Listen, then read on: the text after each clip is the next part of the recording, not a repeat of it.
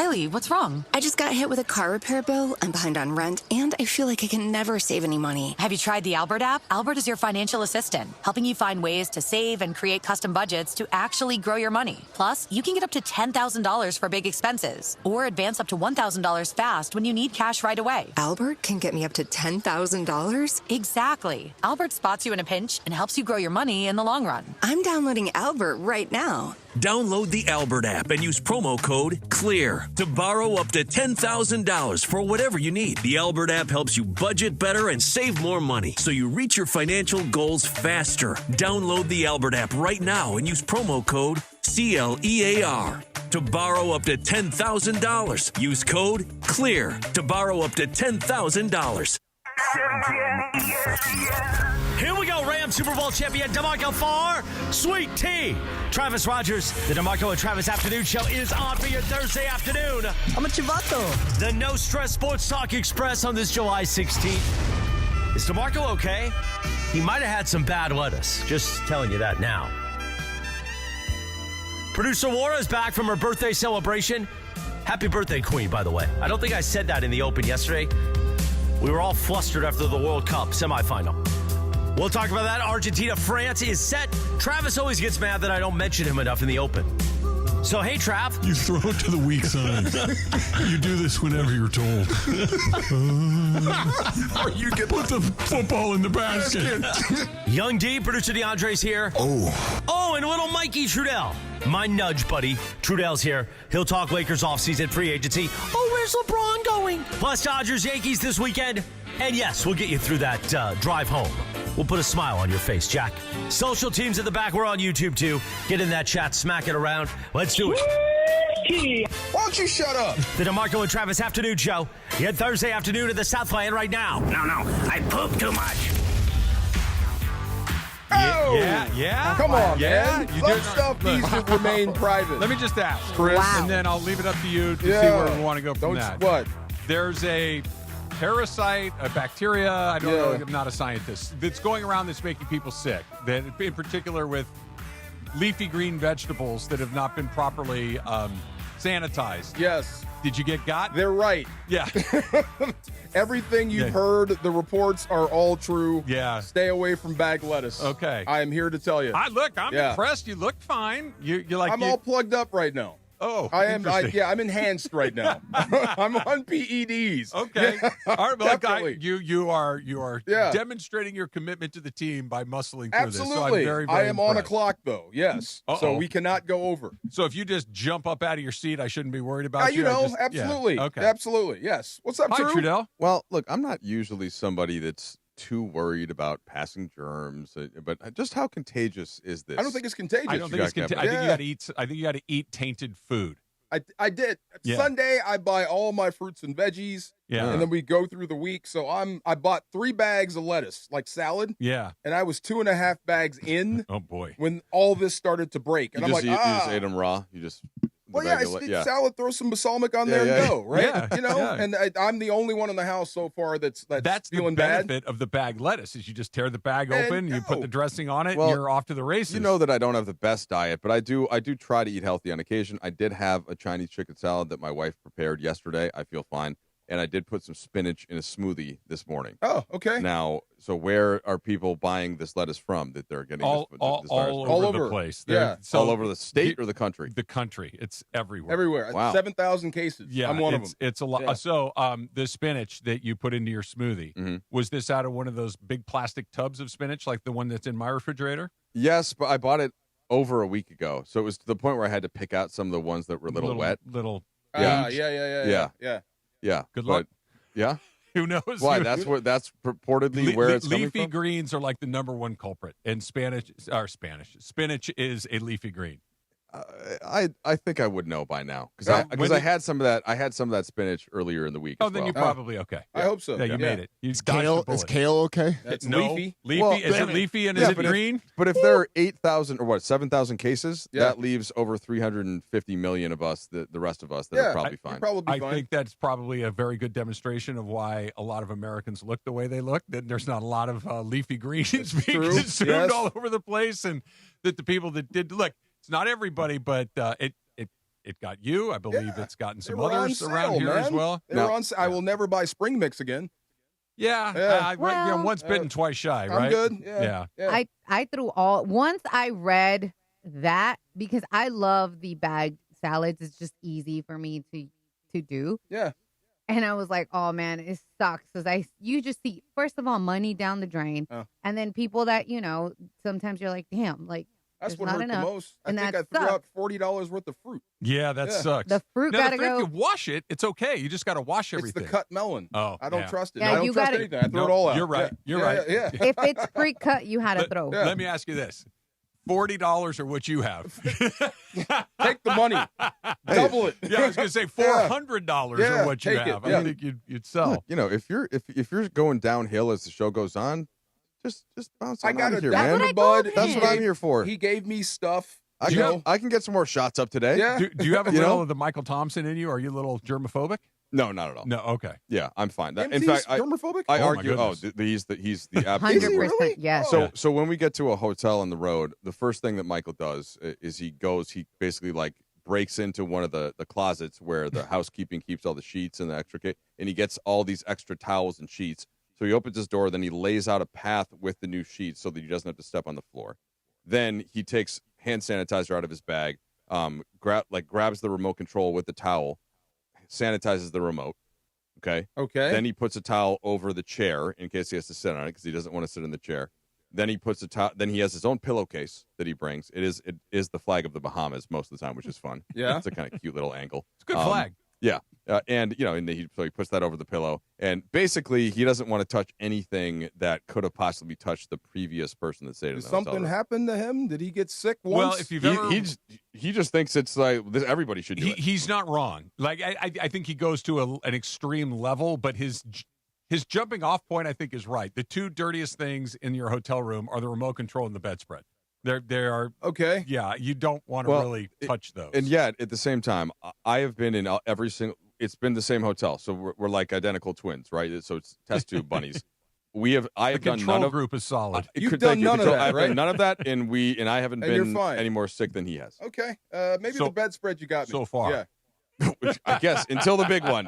What was Until that the thing, big one. from Ocean's 13 where he scanned and he saw the bed bugs? Remember that scene? Oh yeah, no. Ew. The last thing you want to do in a hotel room is turn on any sort of blue Black light light? apparatus. Okay. Black Please light. don't. Yeah, Well, yeah. I also, look, we're I also might want to know if it's there. we're also It's staying. there. You're better off Probably just is. not seeing it. The quality of that we're staying at as being fortunate from an NBA travel standpoint, I also think precludes much of that Yeah, concern. that's what I'm saying. It's not like you're staying at, I think the it Vagabond Inn. reduces it. I don't think it eliminates it. I think that you go from whatever the normal rate of infection is to maybe half of that, but that doesn't make it That's true. zero. But just being a human, though, your risk is not zero okay. fair. in any situation. I might Be adopt far. some of Michael's, behavior. I'm okay with the remote thing he does, and Yeah. I'm okay with the pillowcase in the sheets, but I don't need I'm to. not gonna- I don't need to lay down a walkway. No, I mean, no golden brick trail or if whatever. you want some advice from him on this topic, he'd be happy to talk about He it. would. We could call Really? him. All right. He can get also brings his own mic. Have you guys noticed that I he did notice does that. the mic I and thought then he that was brings just him being. That's why he wants to bring in the bow as Yes. well. He doesn't want to. He Touch wants to anybody. bow. Yes.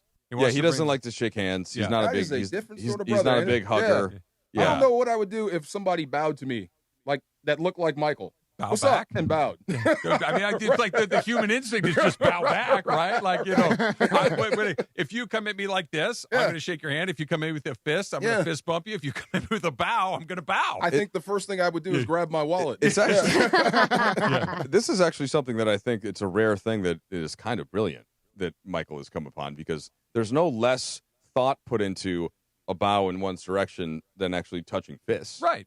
No, it works for me. You know what I mean? It works part for me. of it is connection. See, we're Yeah, connecting as people. Human but contact. Human contact. But Yeah, that's part but of it. I do think you don't connect as much from a pound as you do from a handshake. I don't think. I agree. That's true. You know what I'm saying? And especially like if you give me one of these and you bring it in with the other arm. too. Because usually, true. if you're gonna clasp hands, you're Yeah. gonna go around for the Right. half hug. Right. Whereas if you Okay. just pound, there's no half Now, hug. this Go out involved. of the is pound, lazy. though. Yeah. The pound is a That's- little I lazy. like the pound though. I don't do. dislike it, Yeah. but if I saw you, like if I saw you today and I saw you yesterday, but if we like when you're on vacation, you came back, you gave me the clasp and the pull-in. Yeah, right? yeah, Because yeah. I haven't seen you in a To while. the Good to homies see you I can again. pound. Right, of course. Okay. I don't want you to hug me. I'm Just going pound me to up. start Yeah. bowing at There you you every go. day. I almost said it. See? Never mind. You're looking. Never mind. See? Try to catch me. But yeah, I didn't know. Would you ever bow to anyone, Travis? I might start bowing. Yeah, see, right. No, exactly. But I would bow back. It sounds kind of cool. Would you bow? You would bow back. Yeah. But would you initiate the bow? No, I That's what feel thought. self-conscious. I feel like Yeah. that might be appropriating cultural sensitivities too. Like, what are you doing, dude? It is weird. You know what I Yeah, mean? happens to me a lot. Yeah. Oh, okay. Yeah, I they call me the American because I just don't. I give them the fist bump. Okay. Yeah, bow, fist bump. There we go. Just read some Buddhist texts and maybe go through the works of Confucius or something like that. Yeah, there you go. And just get in touch Sun with that Tzu. side Seems of. like a lot yeah. of work to just bow at someone. Yeah. Well, I'm saying if you're feeling like it, if you're feeling like you're going to be culturally All right. misappropriated. Fair enough. Fair enough. Laura, how was your birthday? It was good. Yeah? I went to a restaurant called Malbec. I think that's how you say it. In the Arts District. It was really good. Argentinian place. So everybody was happy. Oh, they were Argentina won riding yesterday. high. The sangria was on point. I was tipsy from one. Ooh. And I don't get tipsy that easily. So I was like, what is in this and how do I make it? Because it was really, really good. And I actually got to meet one of the owners, which was pretty cool. That usually doesn't happen. But he was like giving us like, oh, try this, try that. He was the one that recommended the red sangria over the white. It was good. What'd you eat? I'm curious. What's Argentinian food? Steaks. It's steak. Meat? Yeah. Lots of meat? Correct. Yeah. Oh. So my okay, good. friend, we did like I'm almost you're there. able to get two different, different kinds of meats or whatever, and they Did bring they it do into it a system. on this pit? On Oh, the that spit? thing. No. Okay. Yeah. This one was on a sizzling platter. Okay. Oh. And so we got a filet mignon, and it had a little bit of like applewood bacon to that. And lettuce on then the side, or the other no one lettuce. was a New York steak Not anymore. with some mashed potatoes. Oh, nice. So Good they're like deal. meat and potatoes. Yeah, Meat and potatoes. Argentines do good steaks. And I like Messi. good. Just tell them to get one black player. I might like the team. little There you go. Just little one. chimichurri. Hard to beat chimichurris. Yeah. Oh my go. God, their chimichurri was Yeah. so like the one that came with the bread. Sorry, now I'm like invested. The one that came with the bread was amazing, but the one that came with the meats was different. It was 3 different ones. One was like spicy, one had like bell peppers in it, and the other one had egg. Egg. It was very interesting, but it worked. Raw or hard boiled? I don't know, but it was good. Well, hard boiled would have pieces of egg. Raw is just blended into it's the probably chimichurri. blended. Yep, Okay. yeah. Oh, It yeah. was so good though. That- I was That's like, interesting. You search out Argentinian food? No, but Oh, Target? if I ran into it, I True. wouldn't You? object. I've certainly had it before.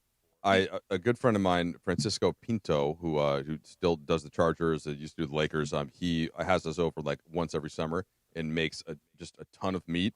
He's Chilean, but he'll still so use the good, too. chimichurri. And I don't know if there's like a subtly different spin on the way that a Chilean might do it relative to Argentinian and so on. But all I know is it's amazing. You Is can there a put- food truck somewhere I can go? Chimichurri on a boot, and I'm Anywhere? so Okay. good. That's the Yeah. thing in LA. You can find Whatever you Any truck want. of literally any- any. that's what Yeah. I'm saying. Whatever you Anything. want, there's a truck probably Yeah. not far from where Let me we're sitting find right one. now. Yeah. Yeah, I chimichurri. will give you. So I hadn't been to Malbec once in Pasadena just for happy hour, but I honestly love Lala's. There's one on Melrose. There's 3 locations, one in Studio City, one here in downtown LA, and then the one on Melrose. For whatever reason, I prefer the one on Melrose. Yeah. It's so affordable compared to like other places, and their creamy mushrooms Ooh. is so good too. See, all this food. I can't eat right now. You'll be back. Is it You'll be hot in good. here or is it It's just me? very hot. Oh, here. good. Okay. It's very, very I thought hot it was here. starting. Sorry. No. Well, 2 things can be true at the same time, as It we've was learned. beginning. That could be happening, and it could be warm in here. This Saturday, the 18th, join Sue at Cravens, Chris Morales, Greg Bergman for a live broadcast. 1 o'clock at the Wild Fork Match Day Food Fest in Long Beach. The first 400 guests score a free Wild Fork gift card. Saturday, the 18th, 1 o'clock. Admission is free. RSVP at ESPNLA.com and click on the Wild Fork Long Beach Match Day Food Fest tile. All right. No World Cup games today. The first time in a while. It feels like for the better part of a month where we haven't had live soccer in the middle of the day, and kind of bummed out by it. We'll get into it. It's coming up next. DeMarco and Trav. It's Thursday, which means Trudell is here on 710 ESPN. Tonight at 8 p.m. on 710 ESPN, it's Road to the Cup with Mario Rees and me. as we discuss the World Cup Final coming up Sunday. Yeah, you couldn't ask for a better final than this one. Two powerhouse teams, Argentina versus Spain, Messi versus Lamine Yamal. It's going to be a good one, Dave. It is going to be a good one. We will break it down for you. Who's going to win this match? We will tell you. Coming up tonight, 8 p.m., 710 ESPN. Dave Denholm, Mario Rees, and you on Road to the Cup.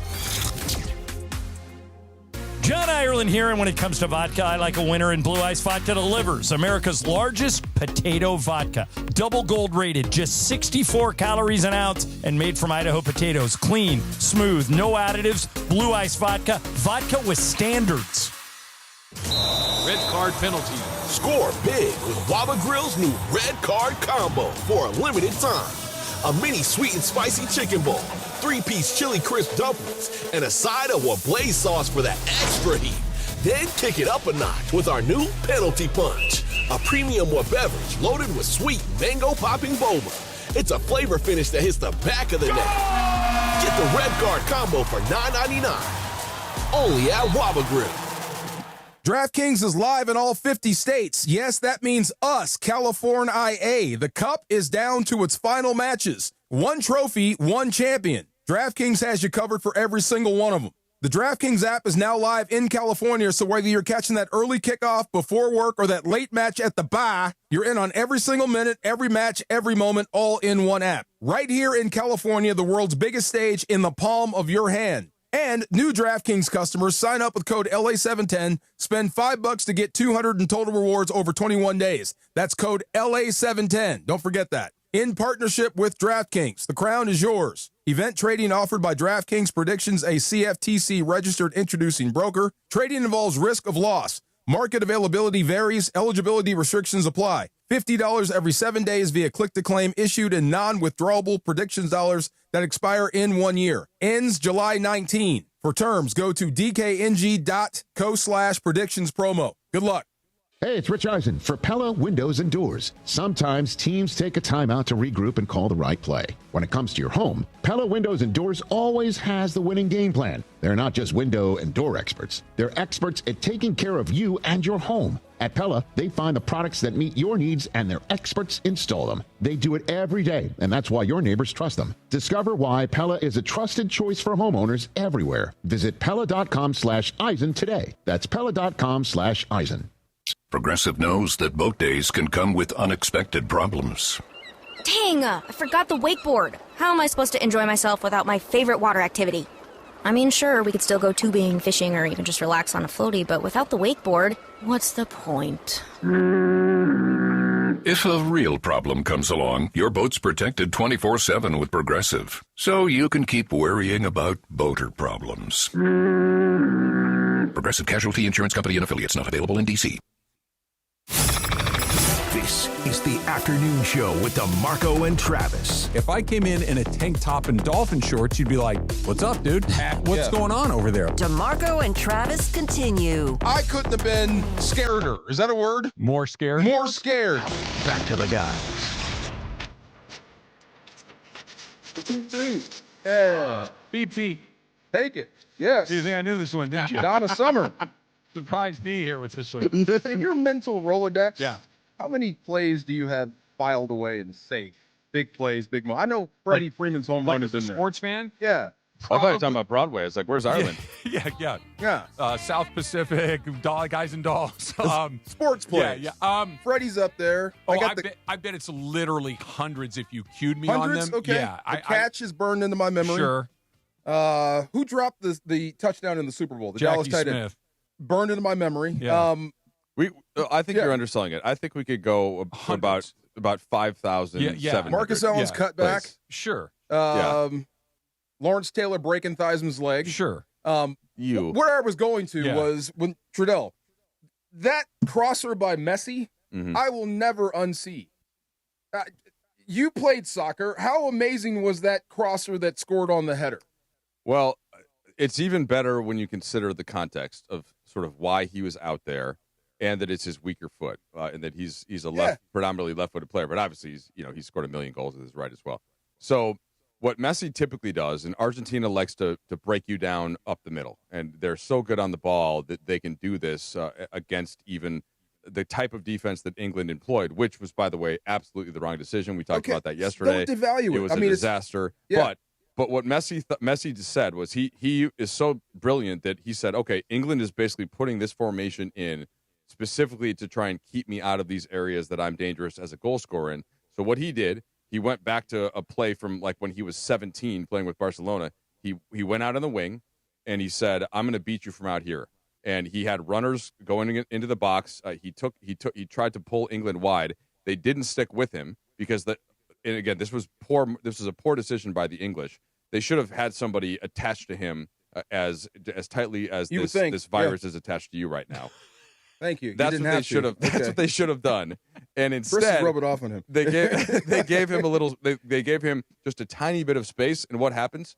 2 assists in about an 8-minute period that sends Argentina to the World Cup final and sends England crashing home. So the precision of the cross itself was brilliant, but the fact that he knew how to get into that position and how to basically call upon a different skill set than the one that he had been employing. I'm going to be a jerk for 2 seconds. Was amazing. There's no way he knew that was going to happen. That had to be lucky.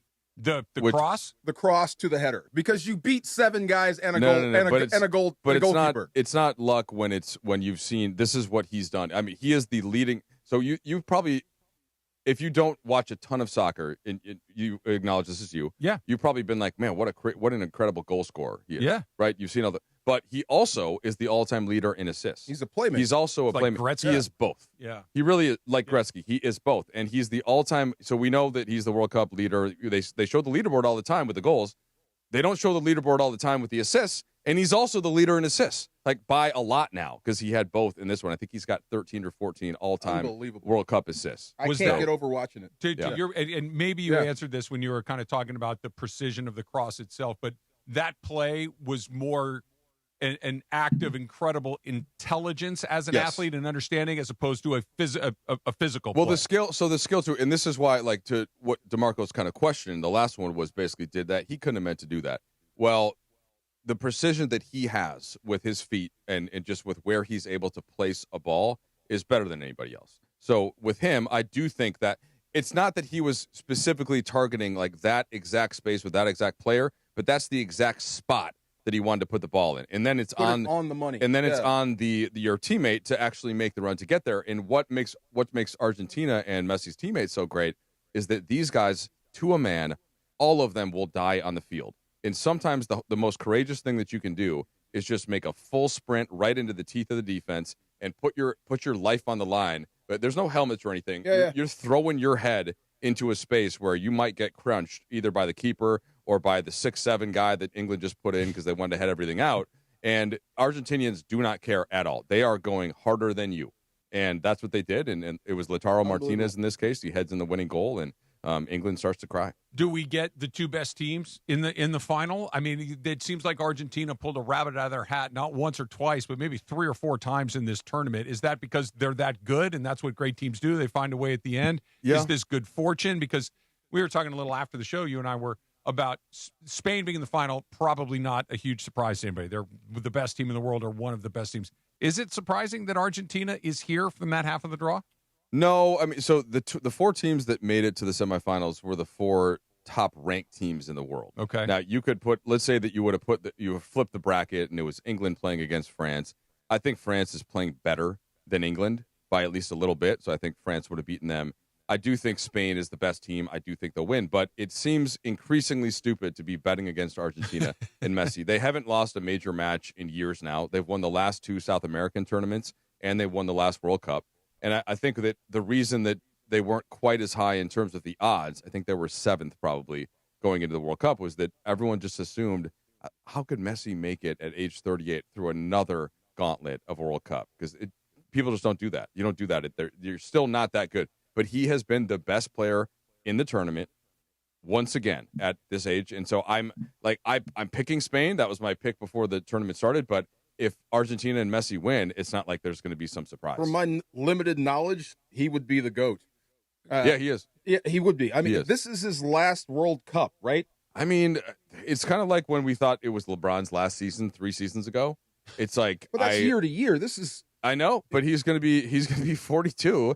And you would think that he wouldn't have anything left, but I mean, until I see it, I'm keeping it in play. Could the fact that he plays in MLS as opposed to one of the European leagues be a benefit to him because he doesn't get beat up, because he doesn't have to exert himself maybe to the same level that he might in the best leagues in the world, that he's in a league that is not considered the best league in the world, and he can kind of keep it in second gear for long stretches of time? Does that allow him to kind of conserve a little bit of what we're talking about? And I'm with you, like 4 years out feels like a lifetime. But if I can kind of just really, and again, a little bit like LeBron, pick and choose and when I need to hit the gas and when I don't. And so when I do need to dip into that reserve tank, there's something there. I 100% agree with you. And there's also the other benefit of MLS is that it's different seasonally than what all of the other leagues are. All of the other leagues are basically orchestrated around taking the summer off. MLS is almost the opposite, right? They start in the spring and then they go through the early fall. It's closer to the baseball season, like in that sense. So, and because of that, everybody that's playing on basically in a European league, which is the entire English team, right? The entire French team, the entire Spanish team, they're all just getting done with their season, and then they go straight into the World Cup. Whereas Messi had the first maybe 3 or 4 months of that, not off because he's still training and everything, but off in terms of a game flow. Competition. So that actually, and nobody has brought that up yet. No soccer person has brought that up. The first person that said something like this is Travis Rodgers. There you go. A ball knower. You're a ball. Who's becoming a soccer ball knower. Look at you. Ball knowers. I can't wait to get Travis linked on an English Premier League team. Oh, my God. I'm going to sell my team, Manchester United, so we can bond over it. But nice. I will give you some other options. Okay. Of teams. If you're a London guy, you prefer London over Manchester, I can give you some options in London. I can't in good faith allow you to be a Manchester City or a Liverpool fan because those are kind of the two longest rivals of my guys. I'm going to allow you to sell me on this. Okay. And this could be wrong. I think I'm recalling this, that Manchester United is kind of like the Yankees of the EPL. They're closer to the Yankees and the Lakers, except for the fact that they were the dominant team for many, many, many years up until around like 2012 when the greatest manager of all time, Sir Alex Ferguson, retired, and they haven't found the glory from that time. Part of the reason is because a lot of the other teams that are great now got oil money from the Middle East and started to outspend them. So even though we're kind of this like historical great team, but we don't have the Qatari oil money or the United Arab Emirates like Manchester City or Newcastle have. And those teams have been able to outspend us in recent years, or at least kind of like match the spending. Does Stan Kroenke own Arsenal? Arsenal, yes. Yeah. Would put it in Major League Baseball terms. Who's Arsenal? Arsenal just won this year. Okay. Right, for the first time in like 20 years. Okay. They are kind of one of London's long-standing powers. It would be Arsenal, Chelsea, Tottenham, and a couple of Crystal Palace is okay, Aston Villa is okay. There are a couple other, but like Crystal Palace a burger joint? No. You know what? Every time I see, I know Crystal Palace is a football team, but I think of it as like a cheap Vegas casino. Okay. Like I just stayed at the Crystal Palace. Yeah. So it kind of sucked. All right. Like the problem with becoming an Arsenal fan like right now is that then you're kind of hopping on since they just. But won. I'm hopping on. Yeah. I'm literally. I wouldn't be mad. On. I wouldn't be mad about Arsenal if you feel like, okay, you got the Rams connection. Yeah. That'd be easy for you. They're a team that I hate, but not as bad as much as I hate other teams. Who does Harry Kane play for? Harry Kane plays in Germany now. Oh, so he used to play for Tottenham, but he plays for Bayern Munich. Do you have any connects in England, London, anywhere? Any friends over there? I wish. I mean, I know a couple people that go over to games and stuff, but and I have a couple of friends that are soccer coaches for my kids that are English. But yeah, not a ton that are there right now. I know they must be getting barbecued in the press. Well, the coach is, the manager is, because he's the one that made the decision to not use a couple of fireable offense. I think they already announced that they're going to retain him through the next tournament, which is the Euro 2028. I mean, he's a guy that he's a known guy, right? Okay. So he's not some coach that came in and it's disappointing because part of the reason why he got the job is that he was willing to say, screw you, like I'm not going to just stick with the traditional thing. I'm going to leave some key players out. I'm going to do it my way. I'm going to be aggressive. Yeah. And he had done so for some of the tournament, and then he just decided in the biggest game not to. You had him. You really did. You had him. I will never understand how when a team, an athlete, whatever it is, has success with being aggressive, pushing the action, bringing the fight to you. And then all of a sudden they get into the big moment, the semifinals, the finals, whatever it is, and they say, "Okay, we've done all the way. Now let's just make sure we don't give it all back." It's like, no, the reason you're here is because you've done all of this, continue to do all of this, and if it doesn't work, it doesn't work. Boxing, you take the last two rounds off, and you give a decision away. And I largely agree with that in this case. The only pushback to that is that we also have to and this is part of the reason why I wore the Messi jerseys today, you also just have to know that they were coming at some point. They were gonna. They were not just gonna oldest team in the this cup? team has more heart than any team I've seen in any sport. Are they the oldest team in the tournament? I don't know in terms of like actual average age. I'm not sure, but they're certainly amongst the most experienced. And I'm not saying that they aren't exactly what you just described, but when you kind of light the match on their aggression, they played right into it. You're playing back? Yeah, they that's what I'm saying. They invited you. Oh, they're letting us do what we do best. Yes. Let's go do what we do best and take advantage of it. They were always going to come, but England had other answers that they could have gone to that they chose not to. They chose instead to sit back and to not even get out, and that was a recipe You for okay destruction. on missing out on the money? Well, so Brian is going to win the pool, but I'm either going to tie for second if Spain wins, or tie for third if Spain loses. Okay, I need him would get you $10. Yes, with Greg. With Greg. But that's something. Look, it's better than nothing, and I feel I'm happy for Brian. Apparently, he's been winning. He told me he won his fantasy. He won like 3 fantasy leagues last year. Way to go, B. You know what's funny? Like of all the guys here, I think everybody's happy BC wins. Of course, everybody likes Brian. Big time. Yes, sir. Do you know how long DeAndre's not happy? Sit there with my shoulders back that I got a soccer thing right. Till the end of time. There you go. go. What's impressive about it though is that it's not actually even really a soccer thing. It's like a sports knowledge thing. Some stuff seeps in there and every once in a while. You pulled sort of all of the years of watching all these other sports and then thought about it and I don't even want to say it was kind of like a hypothesis, really. Yes. Right? Yes. It was kind of like an educated guess. And you threw it out there and I fully embraced it. There you go. It's stuck. And you stood up. Say no more. Say no more. We'll just leave it right there. You're so happy you stood up. Tune in tonight at 8 o'clock for the Road to the Cup on ESPN LA. Dave Denholm and Mario Ruiz bring you previews, analysis, and reaction from soccer's biggest tournament and its biggest matchups. Cheer with the entire Mercado all tournament long. Mercado Gonzalez, where every match tastes better. Greg is going to hop in here. We're going to change gears. We're going to do a little Dodger baseball with First Pitch. It's coming up next on a Thursday with Trudell. It's DeMarco and Travis, ESPN LA. And here's a hypothesis that I know is true.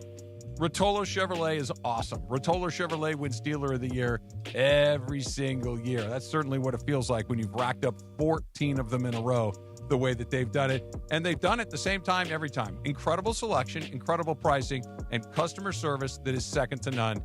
And like you've heard me mention for years now, I'm so proud to be a partner of Rotolo Chevrolet. It starts at the top with Mike Capozio, who just is making sure that you get exactly what you want at the price you want and that you feel good about every single step of the process. It's the exact same thing that his son Michael does. It's the exact same thing that Armando Rojo, the general manager at Rotolo Chevrolet, does. They're going to take incredible care of you at Rotolo Chevrolet. I bought 3 different cars from Rotolo over the years because I just keep going back because I know I'm going to get what I want and I'm going to feel great about it. So I know they're going to do exactly the same thing for you. Right off the 210 freeway, Sierra Avenue exit. You can't miss it. Right there in Fontana. And if you're thinking, man, awesome, want to do all of that, but I live in Long Beach, I live in Ventura, I live in South, where I am, down in South Orange County. No problem. RotoloChevy.com. ROTOLO. RotoloChevy.com. And make sure they know whether you go in or go online that Travis sent you in to Rotolo Chevrolet. Hey, it's Chris Morales. The question is, have you gone to ESPNLA.com yet? RSVP for Saturday, the Wild Fork Long Beach Match Day Food Fest. Just click on that at ESPNLA.com. RSVP now. It's free. What a party it's going to be Saturday in the city of Long Beach at Wild Fork Foods. Me, Sua Cravens. Oh, Sua. And Bergie. We're going to be broadcasting live at 1 p.m. Don't miss it. The Wild Fork Match Day Food Fest in Long Beach. Register now at ESPNLA.com. Click the Wild Fork logo and join us. RSVP for free. Dive in Saturdays at Oasis Pool. It's just like going to the movies, except the floor's a lot wetter. Now your top reasons to visit Morongo. SoCal's best outdoor movie theater. Dive-in movie night at Oasis Pool every Saturday. Number 2. The biggest soccer watch party of the year is at Sideline Sports Bar the 19th. Meet the players from Ave Alta. And the number 1 reason. We're giving away a Chevy Silverado truck the 26th. Morongo. Good times. This summer's biggest football watch party experience is happening at Mercado Gonzalez in Costa Mesa. No matter who you're rooting for, Mercado Gonzalez is your soccer fan paradise. Surrounded by non-stop game day energy, passionate fans, drink specials, surprise giveaways, grab fire asada tacos, slow braised quesadilla, fresh ceviches, warm churros, and more while you cheer on your team with the entire Mercado. Mercado Gonzalez, your soccer fan paradise this summer. Every single knockout match is available at Mercado Gonzalez in Costa Mesa, where every match tastes better. Get in the zone, AutoZone. The sounds of summer. They're great until they're not. Luckily, AutoZone has free battery testing and charging. Let me check that for you. To help make a rough moment smooth. Don't miss the Celebrate Free event at AutoZone. Free products with select deals until July 27th. And free services every day. Restrictions apply. Get in the zone, AutoZone. My name is Whitney Allen, and I'm a widow. My husband, Ryan, died. We never thought we'd ever have to use life insurance, but the unexpected happened. With Ethos, signing up was fast and 100% online. You can get a quote in seconds, apply in minutes, and get same-day coverage. No medical exams, and you can get up to $3 million worth of coverage. I'm grateful we were prepared. Get your free quote at ethos.com/play. That's ethos.com/play. Paid spokesperson. Time spent on application may vary. Online health questions required. It's the DeMarco and Travis Afternoon Show. Your Thursday afternoon. By the way, the LA Sports Talk don't stop at 6 p.m. When this show's done, we got the destination for LA Sports tonight. Beto Duran, Marcus Graham with you until 8 o'clock on YouTube on 710 and on the ESPN LA app. Then at 8 p.m., don't miss Road to the Cup with Mario and Dave Denholm. Hey, we're talking World Cup. And at 9 o'clock, a very special edition of the Meet the Partners podcast. I sit down with Dr. Richard Gillespie from Providence, Burbank. That's all ahead tonight. Don't touch the button, yo. The DeMarco and Travis Afternoon Show rolls on in Thursday afternoon in the Southland.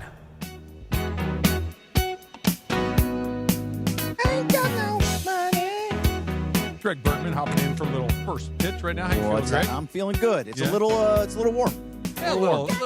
Get your mind right. A little? Stuffy is the right word. Yeah. There you go. Yeah. That's going to get fixed. Don't worry. It's going to get fixed What's today. the battery life on Think this cool thing? thoughts. How long do I have? I don't know.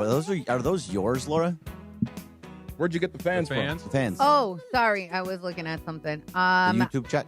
Benjamin no. Bratt. How are they? No. The Benjamin Morris Bratts. Morris Chestnut. Anyways, Tim, I saw one in his office, and I was like, hey, I need that. And then I was like, and I need another one for Trav. So we made it work. Not you, Trudell. You don't Sorry, get it. Trudell. No, It was only two. I get Marco it. and I are Third carrying a wheel in little extra, stuff. Yeah, Permanent winter we're coat. we're There you smaller go. Yes, guys. we're always bundled up. There you go. We're always when we're warm. not. There you go. Even when we're not. Question. Yeah. If the Answer. Padres become sellers, would you? Would I what? Would you? You know what I mean. Talking about Mason Miller? Absolutely. If they become sellers, and why would they? They're barely hanging on by their team. I think They're they're not very good this year. exactly 500 They are right now. Yeah. They're We're a gonna punt 500 already? team. Okay. No, I don't think so. You've got Edwin Diaz, who is not Mason Miller, but is close enough, I guess. And they had an opportunity to get Mason Miller a year ago, and they opted not to do it. And that was when they had a bullpen that was not particularly strong. They've got one of the best bullpens in baseball. They've got one of the best closers who's very close to coming back. They've got Tanner Scott, who's supposed to be the guy last year, who's performing like it this year. Yep. So if they weren't willing to pay the price when they were desperate, I don't think that they're going to be willing to pay the price when they're flush with options. Yeah, and also if you're then now trading with the Padres, who they're not just going to give them up for nothing. So the price tag that would be for any other team if they were trying to move him, much, much higher for the Dodgers. Okay. You would have to assume. I don't think that whole Never thing. thought money would be an issue, but Money, prospects, major league ready guys, all that kind of stuff. I still have the All-Star game in my mind. It's an interesting idea where you just basically you're asking your starter to go, especially Monster when you after got guys monster. like Snell and Yamamoto and Ohtani and quite frankly Robleski at this point in the season, and just say, hey, look, pitch 5 innings, and then we're just going to closer people through the end of the line. You know who did that for a period of time? Were the late 90s, early 2000 Yankees. Yeah. Where there was a time when Mariano Rivera was setting up John Wetland. Oh, yeah, that's right. That Wetland was the guy that pitched the ninth, and Rivera would come in there. And who was that left-hander they had that was really nasty, wore the crew cut? And anyway, Stanton maybe, something. Anyway, but they were just, if you were behind after 6 innings, game was over. Yeah, they just throw three guys in a row. young Mariano Rivera in the 7th inning. Why wouldn't you? If it's just a matter of money. It's not money. It's you've got talent. 1 second half to make history. Yeah. Why wouldn't you? Because of the same guess reason. more history. Like, because you think about what he just said. He's Edwin Diaz and Tanner Scott, and then you have a bunch of guys that just came back, Brock Stewart and Evan Phillips, and then eventually you're gonna have to move guys into the bullpen too. Wroblewski's gonna go into the bullpen, and so is Emmett Sheehan and Roki Sasaki, and who we saw what Roki could do. We don't know if he's gonna do anything in there, but there's a bunch of guys that you already have and more coming back. I don't think bullpen. You can always use more bullpen, but not a high leverage arm like that. Okay. And I think there's not you, but there's this misconception that the Dodgers do a bunch of F-it deals. Just do it. No, they don't. I don't think that way. Yeah, that's why I said not you, but this idea. Well, we'll just give Yamamoto all this money. We'll just give. They're incredibly strategic about what they do, and what they don't do are F-it deals. They don't do bad deals. Now, but if you wanted to, this would be a good time. A three-peat. But think about what you have to give up to the Padres in your division. There's a lot that goes into all that. That's just a little bit weird because they're going to ask for everybody. They're going to ask for like 7 different outfielders, which we have a ton of them. But at the same time, like you're going to have to see them 13 times a year and face them all the time. I just don't see that happening. Did you guys get a chance to watch any of the ESPYs last night in particular? Yes, a little bit. Okay. Just through the internets. Yeah. So I want you to listen to this. Shohei Ohtani received an award. Mike Tyson was one of the presenters. And listen very carefully after Shohei was not there. So they accepted the award on his behalf. And then listen for Mike Tyson's voice at the very end. And the ESPY award goes to, check this out, Shohei Ohtani. Check this out. Wait for it. Shohei could not be here tonight. He sends his gratitude and appreciation to ESPN and everyone who voted for him. Shohei's a guy. It's that little Shohei's a guy in the corner. Shohei's a guy. What did he think he was? I don't know, other than the only conclusion that I can draw with 100% certainty is Mike Tyson's not a baseball fan. Right. He had no idea. No idea. He doesn't. Shohei could have been a figure skater. Yeah, all he knew. Every time Shohei does something Shohei you got to play that sounder. Yeah, Andre. Shohei's a guy. I'm fascinated by Mike Tyson under any circumstances, but I'm even more fascinated. Like, how does Mike Tyson? I'm not saying that Mike Tyson needs to be a baseball fan, that Mike Tyson needs to have on SportsCenter at the end of the night every night, but to have zero idea who Shohei Ohtani is to the point where you don't know if he's male or female is banana. Like, what is he doing every day? I want that mixed into like his walk-up song, Sinatra. I want like a Shohei's a guy remix good. with Shohei's like a Oh my God! Yeah, incredible. We need to get some production behind that. That award, if I'm not mistaken, is for best individual performance or something like that. Yeah. So it could have been anything. It could have been WNBA or but once you hear the name Shohei Ohtani, to have no idea who that is. If there's going to be somebody that has no idea who Shohei Ohtani is, isn't Mike Tyson the guy to not know who anybody is? No, Mike Tyson does a podcast. Mike Tyson is out in the world. It's not like Mike Tyson's a hermit. He's all in his own world, though. My guess is he was unaware. But clearly he was. I'm not arguing that he did it on purpose, but that's what I'm saying. He also owns a weed farm what does he do every day where Shohei Ohtani would never cross your radar? Did like you hear never his comments? once. Right. Guys, I like to have an edible every once in a while, and there are things like not just the edible. More. Right. Yeah. He owns taking the a few farm. shots to the head. Yeah, that's part of it. That's too. part of the show. You give Mike Tyson the toughest name to pronounce. Anybody That's why watch he said, "I got it." Integrity Farms, South Park. Does There you anybody go. watch South Park? No. That is think so good. That is so good. So Mookie was doing an interview, and he was asked, what's the key to the second half, and what's the key to doing the three-peat that you were talking about, DeMarco? And he just said, keep playing, stay healthy. Yeah. Is it really just that simple for this team this season? Just as long as nothing goes terribly haywire, they just got to keep playing, hope to get the luck of the coin when it comes to the injury bug, and everything else will take care of itself. Sounds about right to me, Greg. Yeah, I mean, what are you missing besides health? this is an obvious statement, but if they are healthy, they're by far and away the favorite to just walk through the NL and win the World Series again. They are that good. I mean, look what they're doing right now. Even we've talked about it so many times. Even with missing guys and guys not playing well, they still have the best record in baseball at a high level. By the way, the air conditioning guys just got here, so let's go. So that's all going to be kind of fixed. Thank you, Next Gen. But yeah, so there's a whole bunch of things that I'm sweating like a pig in here. Here, turn the fan. There you go. Thank you. This is ridiculous. There you go.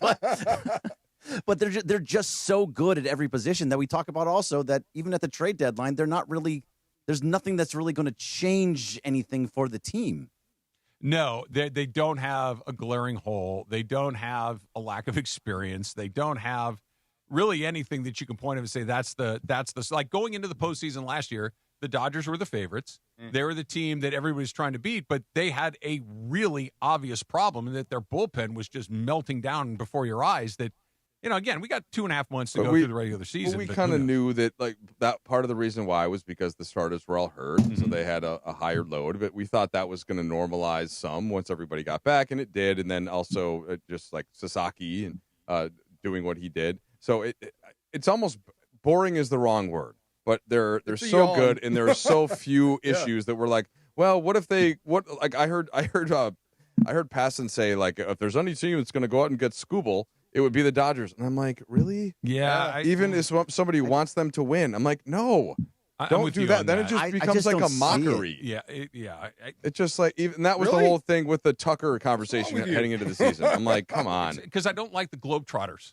That's why. Yeah. It's not the Globetrotters. Yes, at that point, it would be as It's close to it as already you could get. It's already pretty close to it. Just look at what it would be in your starting rotation. You got it one would of be the- the but you're not it was the facing the MVP. Jets too much. World Series You're MVP not, Yamamoto. but it's literally, you could, if he joined the team and they were going to play with that team, you could almost assemble a team of the rest of the National League, and the Dodgers would still be favored. And I get, look, the Dodgers just got swept by the Diamondbacks. Baseball's weird stuff happens, but yeah, some other team could, like, stuff happens in baseball. Sure. It's just like you want it to be somewhat compelling, Right. You watched that All-Star game just the other night. If they got Skubal and kept it as is, you would say that those series, if you place the NL All-Stars or the AL All-Stars, you're probably thinking this game's going to go at least 7. May as well get Skeens too. You might as well get the three-peat before they change the rules. There needs to be a league. The reason we turn this stuff on, you know what? There needs to be a league. Actually, there's one player though that I think that they probably should acquire, and this would make all the difference. I think they should get Aaron Judge. Right. You know what I mean? That'll change it. Is he available? Where are we putting this Aaron Judge? If you look at the numbers, he has been a better hitter than Shohei Ohtani, and he's the one guy that is. He's the only guy who you can make that argument for. So I think they should go out and get him. Why not? And then he can play in the outfield. By the way. Pretty good in the outfield. Yeah. Do you want Francisco Lindor too? Yeah, let's get him over here. But he's terrible defensively right now, so we don't want He to can be our utility guy. Right. He can play once a week. He can play Sunday afternoons. Trade him straight up for Miguel Rojas, right? Like just go. Why not? I don't know if you can't. I don't think you can lose Rojas. No, though. you really can't. No, You know what he's I'm saying? the heart and soul. Yeah, he's great. Assistant coach. Greg, good job. Far Side is coming up next. Hi, this is Sean McVay of your LA Rams. The Rams play here. KSPN, Los Angeles. 710 ESPN. A good karma brands radio station. Pechanga Resort Casino is rewarding you on another level with Pechanga's SoCal Tier Status Match Program. Bring in a rewards card from one of 21 eligible Southern California casinos for exclusive benefits. Earn more at Pechanga Resort Casino with SoCal's best tier status match. Qualified members have a chance to win $25,000 club dollars. Pechanga's limited-time tier match program ends December 31st, and match statuses remain valid through January 31st next year. Offer open to new and existing Pechanga Rewards members. Visit Pechanga Rewards for details. Must be 21 or older with valid ID.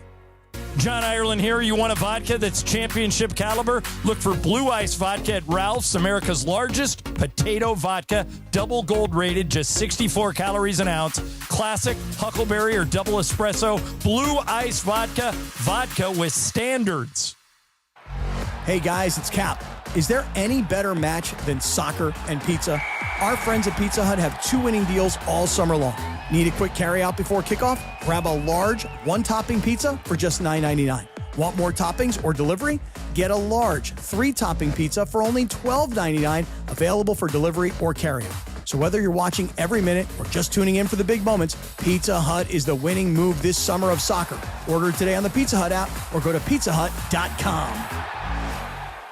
Prizes, flyaways, even cash money. You want it? We've got it. Find a list of all contests and official rules by visiting ESPNLAcontests.com. That's ESPNLAcontests.com.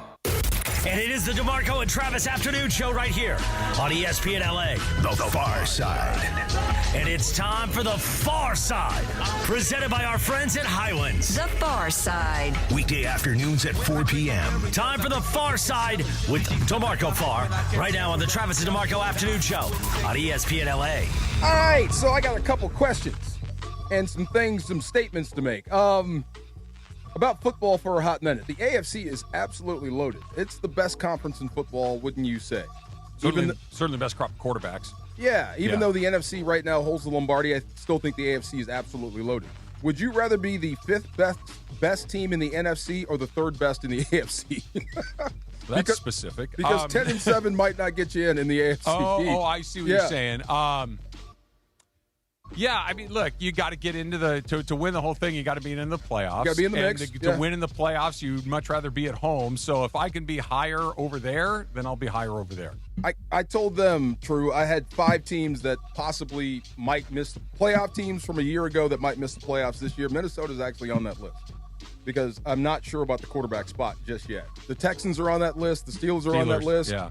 Who else was on that list? We had 2 more teams on Bucks. The Bucks. And the Chargers. Yeah. Yeah. I didn't pick Minnesota. I actually picked the Steelers. I don't think Aaron's going to make it to week 1. He might not. He looked really, really rickety towards the end of the season. Yeah. Like he just was not moving well. I know his brain works really well. I know his right arm works pretty good, but you got to be able to move your body a little bit. True. And I don't think they have a backup plan. But no. Yeah, just funny stuff. One more thing about baseball. Does Shohei, in your opinion, have the right to swing at a 3-0 pitch? Yes. Who else is on that list in baseball? Freddie, Yep. Mookie, Yep. Judge, Schwarber, Harper, Matt Olson, Cal Raleigh, Junior Caminero. There's a lot of good things. Usually you don't want to help the pitcher, though, but no, but some guys are elite. If I got a guy that's a 30-plus home run guy and he gets a pitch that he thinks he can handle, let's swing the bat. Go ahead and swing that bat. Yeah. Okay. I said he would have the green light. Somebody wanted to fight me. I said, whatever Shohei wants to do is good enough for me. Well, and sometimes it can be situational. So if you've got a guy that's just red hot for a couple of weeks and, it's not even a named player, I don't know, let's say it's Kike somehow. Right. And you might think, he's not a guy that's usually going to get the green light. But if he's riding a heater and you're feeling the ball, like some guys you can get the trust like that and go for it. Who doesn't get the green light? Just Kyle Dalton Tucker. Rushing. Kyle Tucker. Tucker, the way he's swinging the bat, no. Hell Eddie Pahis, no. That's the entire Minnesota Twins. There you go. You don't give it to Buxton? No, I was more being facetious. Yeah. But, just the Dodgers are a hard team to pin down in terms of I'm saying most teams have more guys. And that you're not going to let context, swing. man. Like if the winning run is on third base, if the pitcher's throwing 12 There's balls in a row, always, right. then everybody gets a red light at that point. But, No doubt. The ESPYs went on last night. Myles Garrett won, I guess, Player of the Year. Record-breaking performance. Say it again. Record-breaking performance of the year. Record-breaking performance of the year. Yes. Did you see how he showed up on the red carpet? I didn't. Eating an apple. Oh, I did see that. With an apple. Yeah. I mean, I love that. That's how you know. It's eating healthy. Hope he washed it. That's what. Me too. That's exactly what I thought. Thank you. Yeah. Boil that apple. Please don't get sick. But training camp's far. But the other thing was Mike Tyson going up there and being, I guess, sweet and cute. Isn't that weird? Mike Tyson is now sweet and cute. It's hard to believe, having seen what we saw. At one point, was the most intimidating athlete on the planet. And quite frankly, he was exactly what you said. Yeah. And I think he would probably agree with this. He was unhinged. Like, he was completely unhinged. And he was terrifying. If there's a guy that needs to smoke weed, it might be him, just to calm that demon down. Yeah. But I made a list of the most intimidating athletes. Ooh. Mike Tyson is obviously number 1. Sure. I put Lawrence Taylor at 2. Not arguing. Because he changed the game. I actually put Aaron Donald at 3. triple team and he still gets home. Okay. Imagine like if it's 3rd and a lot and you got to throw it and 99 is staring back at you. The only thing is that he doesn't seem like to have the screw loose. Like, is it almost beneficial to have the screw loose for this list? But you can be a dispassionate killer. You know what I mean? Okay. You don't have to be psycho. Like No Country for Old Men. Yeah, kind of like special forces guy. Yeah. That guy is going to hurt you. That's fair. That's fair. Here's one for you. Bob Gibson is my 4th. Oh, yeah. Yeah. Oh, yeah. I made a mistake Randy with him Johnson. on radio. I said, have you ever tried to hit a guy? Uh-huh. And he corrected me. Like, no, I never tried. I just did. Yeah. That thing. That's pretty scary. Tried implies you might have missed. Exactly. Yeah. That's exactly what he said. Yeah. MLB The Show legend, by the way. Is he? Damn Yeah, right. you damn right. Yeah. I put Ronnie Lott on that list for a while when we used to let free safeties hit people. Sure. I thought he took over for Jack Tatum as the assassin of the NFL. yeah. And anybody that cuts his finger off to stay in a football game. Yeah, that is such a crazy story to me. Like, I can't imagine that was the decision that he landed on. I mean, in the obviously heat of he battle, did. I need to get back out there with my guys. You can't go back out there with that finger. Cut it off? Just cut it off. It's not the smartest thing in the world, but I get it. Completely understand. Yeah. The other guy I think that's tougher is there was a Seahawk named Paul Moyner. You ever heard the name? Sounds familiar. He but, played. Yeah. He ruptured a testicle and went back out. That would hurt. You think?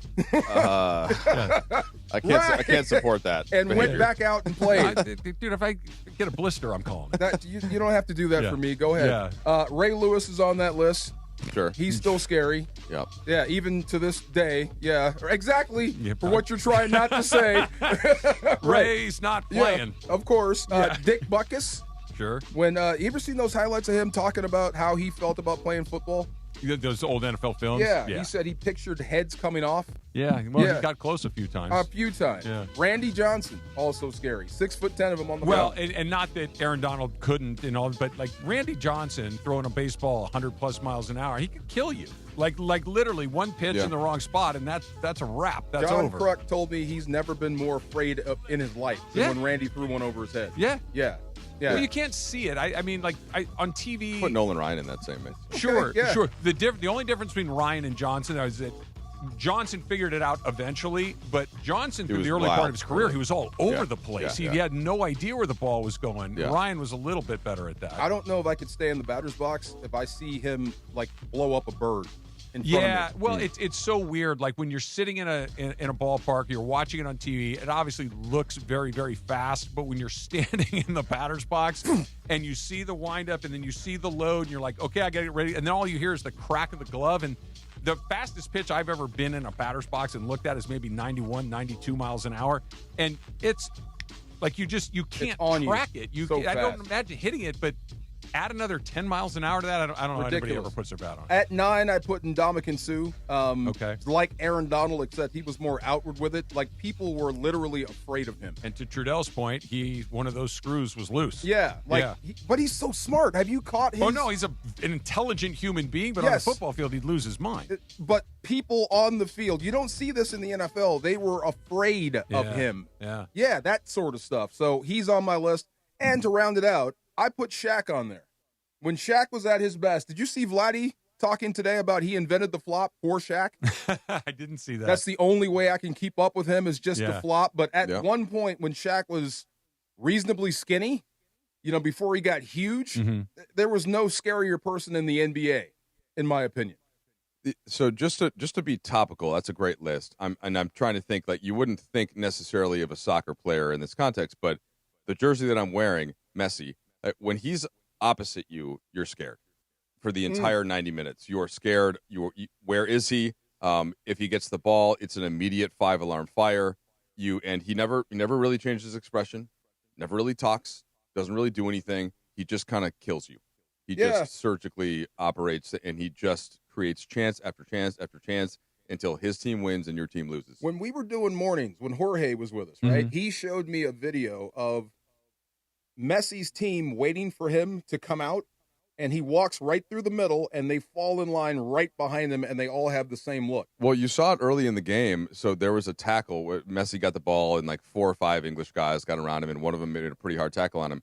Literally 8 Argentinian players sprinted from all over the rest of the field and immediately, in a way that like Marty McSorley would skate over if you touched Gretzky. Yeah. Except and you just don't see that in soccer. You don't see one guy have that type of reverence, and they mean it too, and they're all happy to fight, even if you're bigger and you're taller. The Argentinian players, man, around him, it's unique, and they may win a second straight World Cup. So I keep hearing this about Ronaldo, like his team, he's a tap merchant, a tap-in guy, and they get mad when he scores. He doesn't celebrate when they score. It doesn't seem like Messi has that same sort of animosity with his teammates. Yeah, I don't know how true that is. I do know that the Portuguese situation has been a little complicated because Ronaldo is an all-time great, but it has seemed like it's been the way that he would want it to be is that he's the one that scores, and then everybody celebrates. Whereas for Messi, it's just about if the team wins and whether or not he has to. So I do think that there's a slight difference there, but Ronaldo also has slightly more of like a striker, of a goal scoring mindset, which same thing as like Erling Haaland. Yeah, like that's how you're kind of raised and supposed to think, as a like it's my goal. I'm the one that scores it. Whereas Messi is kind of coming out of the midfield to some extent or on the wing. So it's not like it's just some diabolical thought that Ronaldo has. I think that's just kind of the way that he plays the game. Travis, every time the Rams go out there and I'm on the sideline, I always want to be out there with them. Mm-hmm. There's 2 times I did not. Derrick Henry and Cam Newton. Yeah, better you than me. No thanks. Hell no. No, those guys are they're built like offensive linemen. Are you kidding me? No, I'm staying the hell away from that. Yes, sir. The summer of soccer is here, and Rock and Brews is your headquarters for every match. Catch all the action on massive LED screens, game day food and drink specials, and an unbeatable atmosphere. Bring your crew. Cheer on your favorite team at Rock and Brews. Visit rockandbrews.com for your nearest location. Dodgers open up a 3-gamer in the Bronx for the first time since the World Series a couple of years ago. Blake Harris, who covers the team, he's going to join us next. DeMarco and Trav Trudell's here on a Thursday on 710 ESPN. It's time for your Valvoline Instant Oil Change Summer of Soccer Update. Here's Mario Ruiz. The matchup is set for Sunday's 2026 FIFA World Cup Final, and it's a blockbuster. Argentina came from behind to knock off England, punching its ticket to a second straight World Cup Final. Lionel Messi keeps adding to his legacy. At 39 years old, he's still leading Argentina and sits 1 win away from back-to-back World Cup titles. Standing in his way is Spain, led by 19-year-old sensation Lamine Yamal, who has been electric all tournament long and led Spain into its first World Cup final since winning it all in 2010. It's legend versus the next generation, Argentina versus Spain. 1 match left to decide the 2026 FIFA World Cup champion. And that's your Valvoline Instant Oil Change Summer of Soccer Update. Valvoline Instant Oil Change, home of the 15-minute drive-through oil change. From kickoff to the final whistle, performance matters. Keep your vehicle running strong. Visit SoCalOilChange.com for a special offer and locations near you. Summer of Soccer is here, and there's no better place to watch than Rockin' Brews. Catch every match on massive LED screens with surround sound, drink specials, and game day favorites like our new El Clasico burger. Whether you're backing Team USA or cheering on your home country, grab your crew, raise a glass, and catch every match at Rockin' Brews, serving those who rock.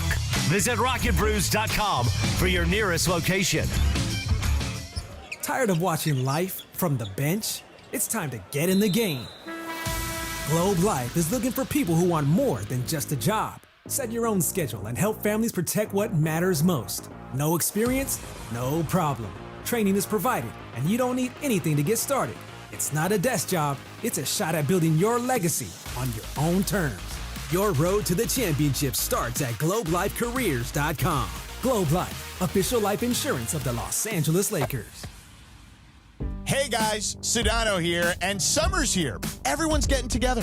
So why are you still living with those same old floors? Upgrade with Hernandez Wholesale Flooring. They've got millions of in-stock options, including CoreTech, the original 100% waterproof, kid-proof, pet-proof, luxury vinyl flooring in stock and can be installed in a few days. Visit the showroom next to the Commerce Casino off the 5 freeway or online at HernandezWholesaleFlooring.net. Hernandez Wholesale Flooring. No games, no gimmicks, because no sale beats wholesale. Get in the zone, AutoZone. Summer's finally here, and we're kicking it off with a whole lot of free. Free brake pads with Duralast rotors. Free oil filter with 5 quarts of oil. Free Armor All wipes with Armor All glass cleaner, and more. more free, so you can have more summer. Celebrate free at AutoZone, now through July 27th. Restrictions apply. Get in the zone, AutoZone. Progressive presents the Passionate Sports Fan Checklist. Signed jersey of your favorite bench warmer? Check. 14 bobbleheads that look nothing like the players they're emulating? Check. Twin TVs so you can watch the game on 2 different networks simultaneously? Check. Life-size wall sticker of your favorite player that routinely freaks you out at night? Check. A second life-size wall sticker so after the first one freaks you out, you see the second and you're like, oh right, the wall stickers. Check and mate. Bundle your renters and auto insurance with Progressive and save on protection for the things on your checklist. Get a quote at Progressive.com. Progressive Casualty Insurance Company affiliates and third-party insurers not available in all states or situations covered subject to policy terms. And it is the DeMarco and Travis Afternoon Show, 4 o'clock hour, the 4 p.m. Waba Grill Happy Hour. Waba Grill's weekday happy hour now starts at 2 p.m. until close and is packed with even more flavor. Choose 5-piece dumplings, original or new chili crisp, or a Boom Boom Taco. Boom Boom Bam! Paired with a value-sized premium Waba beverage, get both for just $5. Only at Waba Grill. The 4 p.m. Waba Grill Happy Hour rolls on the DeMarco and Travis Afternoon Show on ESPN LA. All right, second half of the baseball season is underway in Philadelphia. The Mets and the Phillies are getting the second half of the season going right now. The Dodgers open up the second half of their season tomorrow in the Bronx against the Yankees, a 3-game series. First time the Dodgers have been in Yankee Stadium since they won the World Series in 2024. Joining us right now to get us ready for all of that is Blake Harris, who joins us right now. He's covering the team. Blake, thanks for coming on the program. How you feeling? I'm fantastic, guys. Happy to finally hop on and talk some Dodgers with you boys. Yes, Absolutely. sir. The Block A, finally. What do you want Andrew Friedman to do at the deadline? Be aggressive, stand pat? What do you want him to do? I want to kind of build off the discussion before you guys went to break and just go all in and get Aaron Judge, Paul Skeens, build the absolute super team all right. Right. Andrew Friedman, I mean, he has a very, very solid, easy job this deadline because he could literally stand pat, do nothing, and that would be okay because as of right now, the Dodgers don't really have a singular need. But I'm a greedy fan. I want to see the Dodgers push all the chips in, go after Tarek Skubal. Now, obviously, the Dodgers don't really need Tarek Skubal in their starting rotation. I do have a couple question marks with how it's going to look in October, but the good thing is you only need 4 healthy starters, and I think the Dodgers could get there. But the main reason I want to see Andrew Friedman go in and get Tarek Skubal is to play keep away from all the other National League teams because I would hate to see the Dodgers go up against the Brewers in the NLDS and see Tarek Skubal starting game 1, seeing Jacob Mizorowski starting game 2. I would hate to see them play the Phillies in the NLCS and see Tarek Skubal on the mound in game 1 and Christopher Sanchez in game 2. So while, again, the Dodgers don't desperately need him, I think there is a slow part in him that really thinks, you know, at the end of the day, if you keep him away from one of those teams, that really, really is going to improve your chances.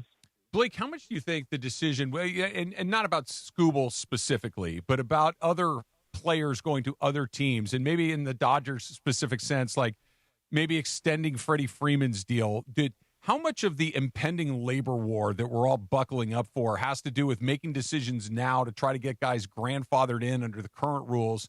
So you might not have the same flexibility if and when we have a different salary structure after whatever happens. Yeah, it's going to be really interesting to see because nobody really knows like what's going to happen. I mean, there very well could not be a season next year. There could be a season where essentially nothing changes. And like you kind of just said with the Freddie Freeman thing, I know there was a report, I think today, that talked about how Freddie Freeman, he kind of wants to get an extension going with the Dodgers. And if you're the Dodgers, you might be thinking, you know, we're not sure how the payroll is going to look next season in 2027. We might as well go lock up Freddie Freeman for a couple of years, or we can just throw him $30-35 million for, you know, 1 or 2 seasons. Whereas you look February or March, and if the MLB as a whole looks entirely different, you might not be able to give Freddie Freeman a 2-year, $70 million deal. You might be able to only afford like a 2-year, $40 million deal, and there's issues there. So I definitely think the Dodgers are smart with how they're going to handle putting the team together moving forward. And I wouldn't be surprised if we see them kind of treat some of these contracts like we're going to bank on these things changing in the coming years, and we're just going to go all in, put this together. Like you said, they might be grandfathered in where 4 or 5 years down the road, we're still seeing the Dodgers paying these contracts, whereas all these other teams that didn't go down this route, they're having to go with the new way that things are doing in MLB. Travis, just cut him a deal in teeth whitening. There you go. Full stay. That's all you need right there. Outside of like October randomness, baseball is weird. Health and a few. What team out there do you think will give the Dodgers the biggest run for their money in the postseason? Yeah, like you said, anything can happen in baseball. I mean, you just said it. They got swept by the D-backs this past weekend. It doesn't matter who's on the other side of the diamond. On any given night, any team can win a game in Major League Baseball, which is a great thing, and it's also a scary thing, especially for the Dodgers. The team that, honestly, it just really scares me, it's the Philadelphia Phillies. We saw the Dodgers go toe-to-toe with them last year. Although they won in 4 games, that was a difficult series, and I kind of teased at it with the Phillies potentially getting like a Terry Skubal. For me, I don't really care much about the opposing offenses when it comes to the postseason because the Dodgers' starting pitching and bullpen is so good. I think they're going to be able to hold them down. But we've seen in years past the Dodgers' offense go absolutely quiet, even when they're facing not so great pitching. And if you're having to face a really good starting rotation, in which the Phillies have, their 1-2 punch of Christopher Sanchez and Zach Wheeler, that is a terrifying 1-2 punch. You're going to be facing them multiple times in a 7-game series and multiple times in a 5-game series. So as the things stand right now, the Phillies, I know their offense does have some question marks, but yeah, that 1-2 punch, and especially again, if they were to add Terry Skubal somehow and give them a 1-2-3, I would be hoping that that's at least a 7-game series. Blake Harris joining us, Dodger beat writer, talking about the Dodgers in the second half of the season. And Blake, they're obviously going to start in New York tomorrow. No Aaron Judge, no Max Fried, and obviously Dodgers kind of running away with the division. The Yankees not playing their best baseball. Maybe not quite as sexy as you might think, or Dodgers, Yankees, and Yankee Stadium, it's always box office. Yeah, these two teams could have the worst records in baseball. Yeah. They could be calling up the AAA teams to play for them, and you're going to cancel all your plans. You're going to want to watch all these games. So, yeah, like you said, obviously not the star power you'd want to see. I know the Dodgers released their rotation for this weekend, and I think like Roki Sasaki's pitching a game, and Machia's pitching another, I think. So we're not going to see Shohei on the mound. Obviously, Snell, Glasnow aren't there. But, again, it's Dodgers-Yankees at the end of the day. These are games that, again, doesn't matter what the records are, doesn't matter who's playing. I'm going to make sure my calendar is cleared so I can watch these matchups because these are the two, most historic teams in all of baseball. Up until a couple years ago, it was very rare for them to play in the regular season. Now it's every season, but still every other year they're rotating spots. I absolutely love it, and I'm looking forward to this weekend. How many more years do you think they have with this core? Freddie, Mookie, Max, Teoscar. Teo's on the clock, I think. On the clock already? Yeah. 2 or 3 more years, Blake, with this core? Yeah, I think 2 would absolutely be pushing it. I definitely think next season, if there is a year that I don't want to say it would be like the last dance kind of thing, but it really feels like we're getting up there in regards to Freddie Freeman, Mookie Betts, Max Muncy. Obviously, I know they're still young by baseball standards. They got plenty of years ahead of them, but it feels like all of them being this good, it does feel like it's kind of going to come to an end. But I've known not to question these players. I thought Freddie Freeman this year was going to have a down year. He's having like one of his best seasons over the last couple of years. Yep. Mookie Betts has looked like the Mookie Betts of old the last month. Max Muncy is having actually the best season of his career. So pretty much I'm just going to let them say whenever they decide to fall off and not be good anymore, then I'll believe it. And that very well could be 3 years from now. And we're looking back and I'm going to be on Old Takes Exposed, right? So, 2 years left. And I'm going to be blaming you guys and DMing you guys to help me take it won't be the first time. But we're used to it. It's all good. It's all good there. So I understand that, we're in the middle of July and, September, we still got to get through that. And then we get to the playoffs at the beginning of October. But assuming that Glasnow is back, assuming that Blake Snell is back, assuming that Yamamoto and Ohtani are still Yamamoto and Ohtani, and Justin Robleski continues to perform at the level that he's performed at, knowing what's coming back in the bullpen, what is Roki Sasaki's role on this team when you get to the postseason? Yeah, I think 100% Roki is going to be a bullpen piece in October, and that's just even if he's able to crack the bullpen, because if everyone is healthy by the time October rolls around, and I know that's a big if, injuries happen, it's hard to bank on a lot of guys being fully 100%. I just can't see him, like I said earlier, with only 4 starters. You got Glasnow, you got Snell, you got Yamamoto, you got, Shohei Ohtani. So they're going to have to push some guys to the bullpen. But, again, you're going to have a guy like Robleski going to the bullpen. You're going to have a guy like Sheehan going to the bullpen. You might have a guy like River Ryan eventually come up and make an impact, and he's going to the bullpen. You only have so many spots for so many guys. So I definitely think it's going to be a bullpen or bust for Roki. But, again, determining on health and how many guys are available, I don't think he's 100% locked to make that bullpen at the end of the year. Now, I'd love to be proven wrong because if he's there, it means he's earned a spot. But I know it worked well for him last October, but the rookie I've seen for the last month or two, if the playoffs started tomorrow, I don't think I would be confident with him on the mound unless they have like a 5 or 6 run lead in the 9th inning. I got one more for you, Blake, before we go. We're talking with Blake Harris. Is Justin Robleski this season's Tony Gonsolin, or is this a guy that's going to be a part of this team for the next several years? That is such a tough question to answer because me personally, I have just been blown away with Robleski. Mm-hmm. The last couple of years we've seen him come up, I thought he would be a very solid number 5, number 6 starter. I personally did not think he had this kind of season in him. And you look at the advanced numbers and they do suggest he has been somewhat lucky, but there's just something about him. I don't know how to describe it. When I watch him pitch, he just looks like he has the it factor. When Tony Gonsolin pitched, Tony Gonsolin got by. He put up some solid numbers. But whenever I watch Gonsolin, he just never seemed to have, like, this guy is a perennial all-star. Mm-hmm. He's going to be in the starting rotation for years to come. And I think with Robleski, assuming the Tigers aren't demanding him in a Terrace School package because the way he's looking, if you're the Tigers, how do you not want him headlining that deal? I do think he is going to be a guy in the rotation for years to come for the Dodgers, mainly because also he's a left-handed pitcher. He's remained healthy. I know Blake Snell's not really been healthy the last couple of years. And the Dodgers, at least in their minor league system, they have no left-handed starting pitchers coming up anytime soon. So I think that right there alone, that bites him a couple of years. But Robleski, yeah, this dude is a stud, and I really hope he remains in the Dodgers rotation for the next 4 to 5 years until he hits free agency. Dodger beat writer Blake Harris joining us here on DeMarco and Travis. Blake, thanks so much for your time. Enjoyed it. Hey, this was a fun time, boys. I appreciate you guys having me on. Enjoy the rest of your Thursday night. Thank you, sir. We'll talk again soon. Oh, he's with me. Get every player you can. Yeah, there you go. Get them all. Why not? Judge and Skeens, right, Trudeau? I mean, I'm with you. Like, just enough. How's Skeens doing? He's having a bad year. He's having a bad year. Yeah, he's had an oddly.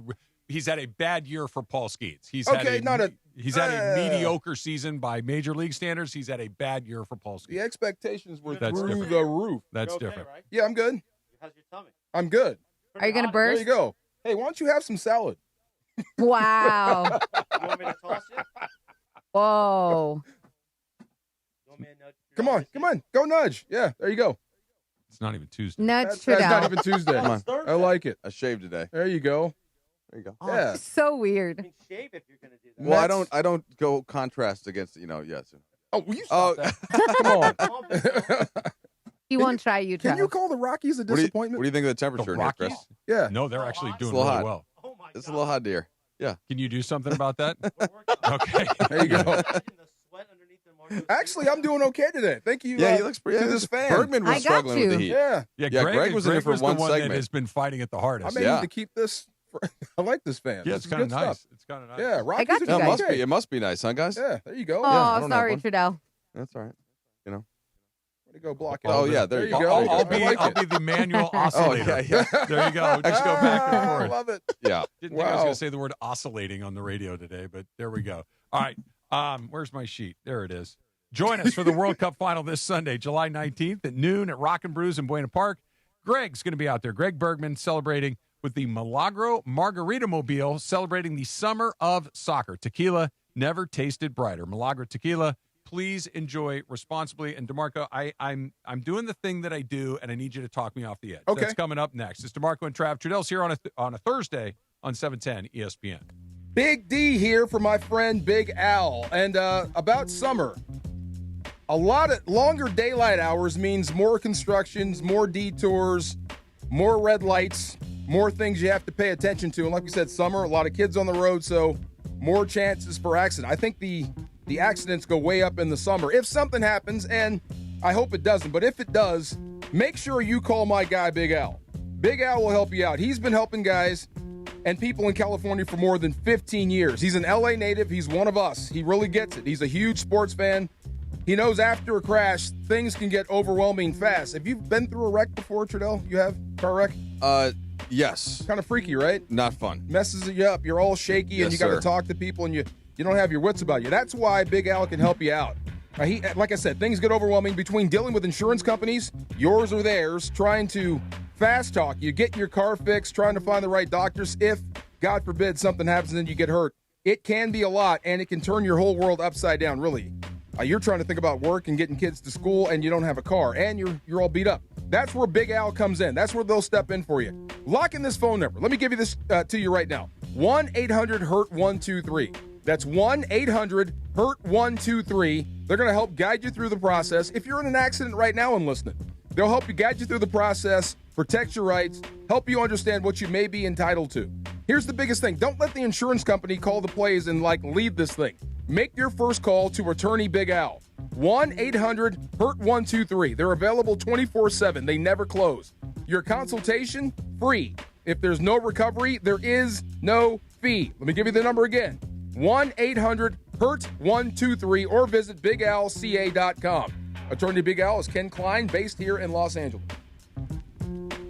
Hey, it's Chris Morales. The question is, have you gone to ESPNLA.com yet? RSVP for Saturday, the Wild Fork Long Beach Match Day Food Fest. Just click on that at ESPNLA.com. RSVP now. It's free. What a party it's going to be Saturday in the city of Long Beach at Wild Fork Foods. Me, Sua Cravens, Sua, and Bergie. We're going to be broadcasting live at 1 p.m. Don't miss it. The Wild Fork Match Day Food Fest in Long Beach. Register now at ESPNLA.com. Click the Wild Fork logo and join us. RSVP for free.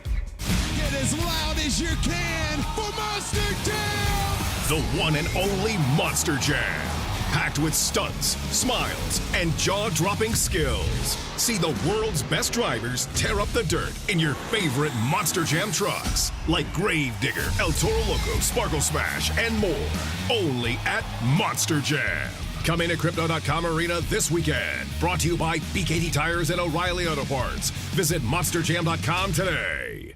Looking for a vodka with standards? Blue Ice delivers. American-made from Idaho potatoes, gluten-free, non-GMO, and only 64 calories an ounce. Enjoy the classic Huckleberry with lemonade or award-winning double espresso. Blue Ice vodka, premium taste, nothing extra.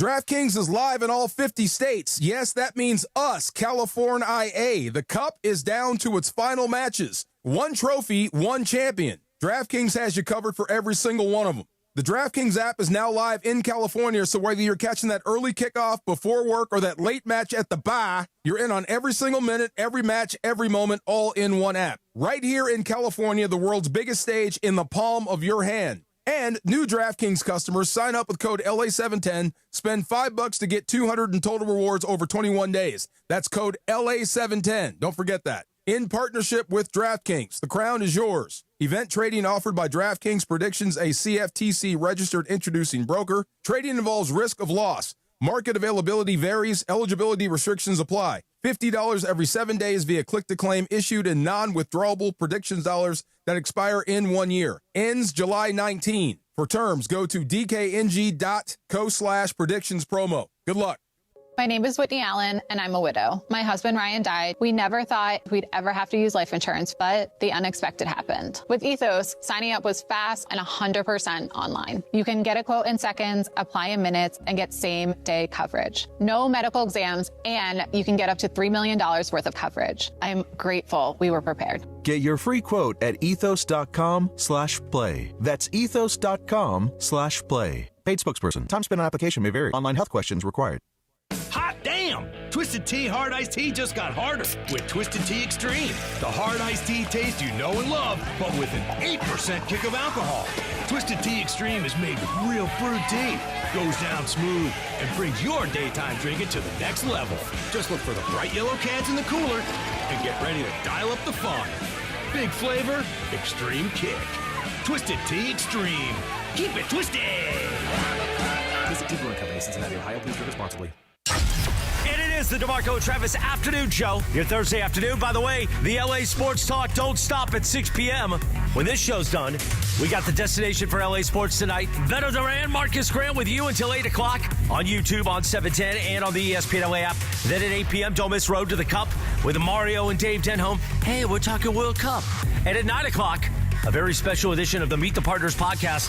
I sit down with Dr. Richard Gillespie from Providence, Burbank. That's all ahead tonight. Don't touch the button, yo. The DeMarco and Travis Afternoon Show rolls on in Thursday afternoon.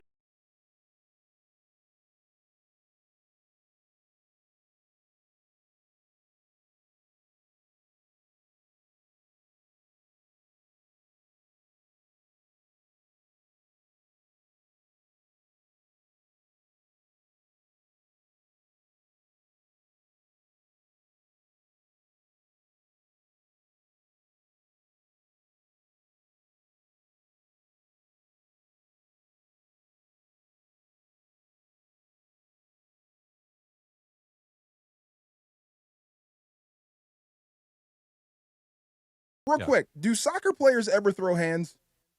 Do they ever fight? Sure. Because there's a lot of posturing, a lot of shoving, but they never actually. No, it's more like the NBA though. NBA throws hands sometimes. Not really.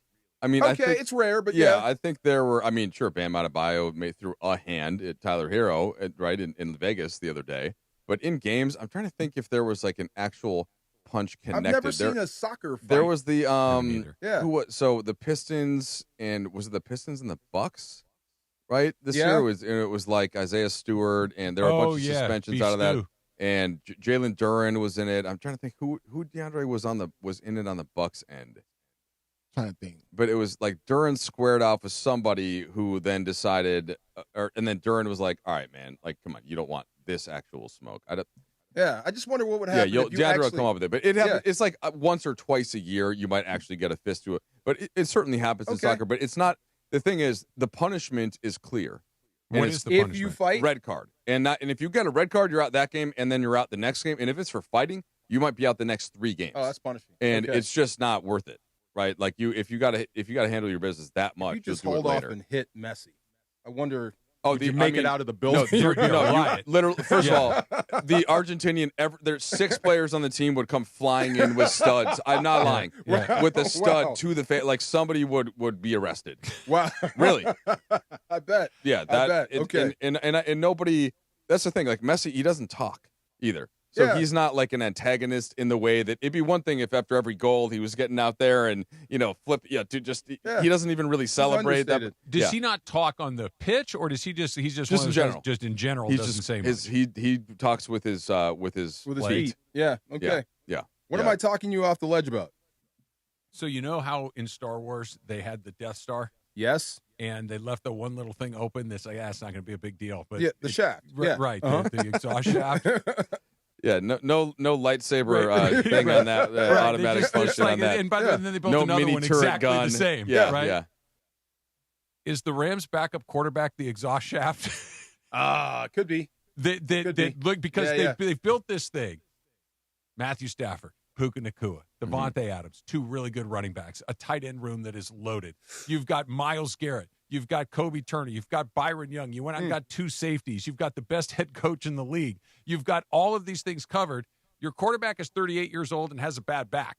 You know what I mean? And look, if any starting quarterback in the league goes down, you're probably cooked. So I'm not saying that he goes down for good, but I'm saying except for the Eagles a couple years ago. But again, this is my point. I'm so glad you said that. Nick Foles has been a starter in the NFL for a really long time. Now, he was a mediocre starter, but he was a starter and played a ton of NFL football. The 2 guys that they have on their roster but there's some good backups around the league. There are, not on the Rams. No.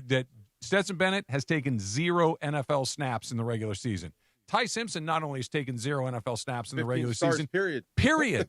15 starts, period, in college football. Like, this is – Nick Foles is not the exhaust port. This feels to me like Jimmy G was not an exhaust. Like Jimmy G was a Super Bowl playing quarterback. These guys have never played in the league.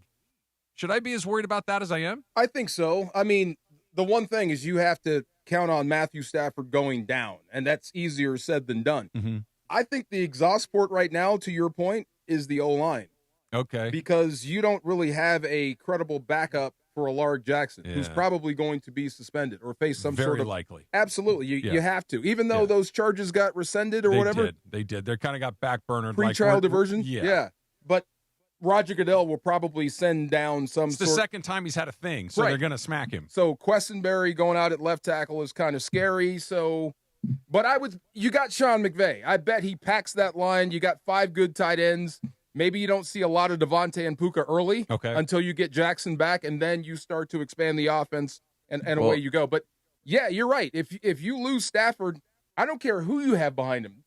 But I wouldn't say that's it, but I'm not saying that's it. Like that's half the enchilada. My thing is, like, let's say he misses a month. He has a high ankle sprain, and he just this isn't a season-ending thing. He's coming back, but 4 games, 5 games, 4, 5, 6 games. Like, can you get through 4? Can you play 500 football with Stetson Bennett for a month and a half? I think you could. I think you could pack it in, go shoot a shoe, run the football. You got 2 good backs, possibly 3, and buy time until you get Stafford back. You may not win all 5, but you can come out above 500 Okay. For 5 weeks with Stetson Bennett. Okay. Well, he's a pretty good scrambler too. The guy can move around. But this is where I get into the obvious second guessing because, okay, you look at the 13th pick in the draft. This is where they take Ty Simpson. So the 14th pick was Ione, right, the Penn State guard. And then the 17th pick was Blake Miller, the Clemson tackle. And then the 19th pick was Monroe Freeling, the tackle. Right there with you. And the 21st pick was a tackle.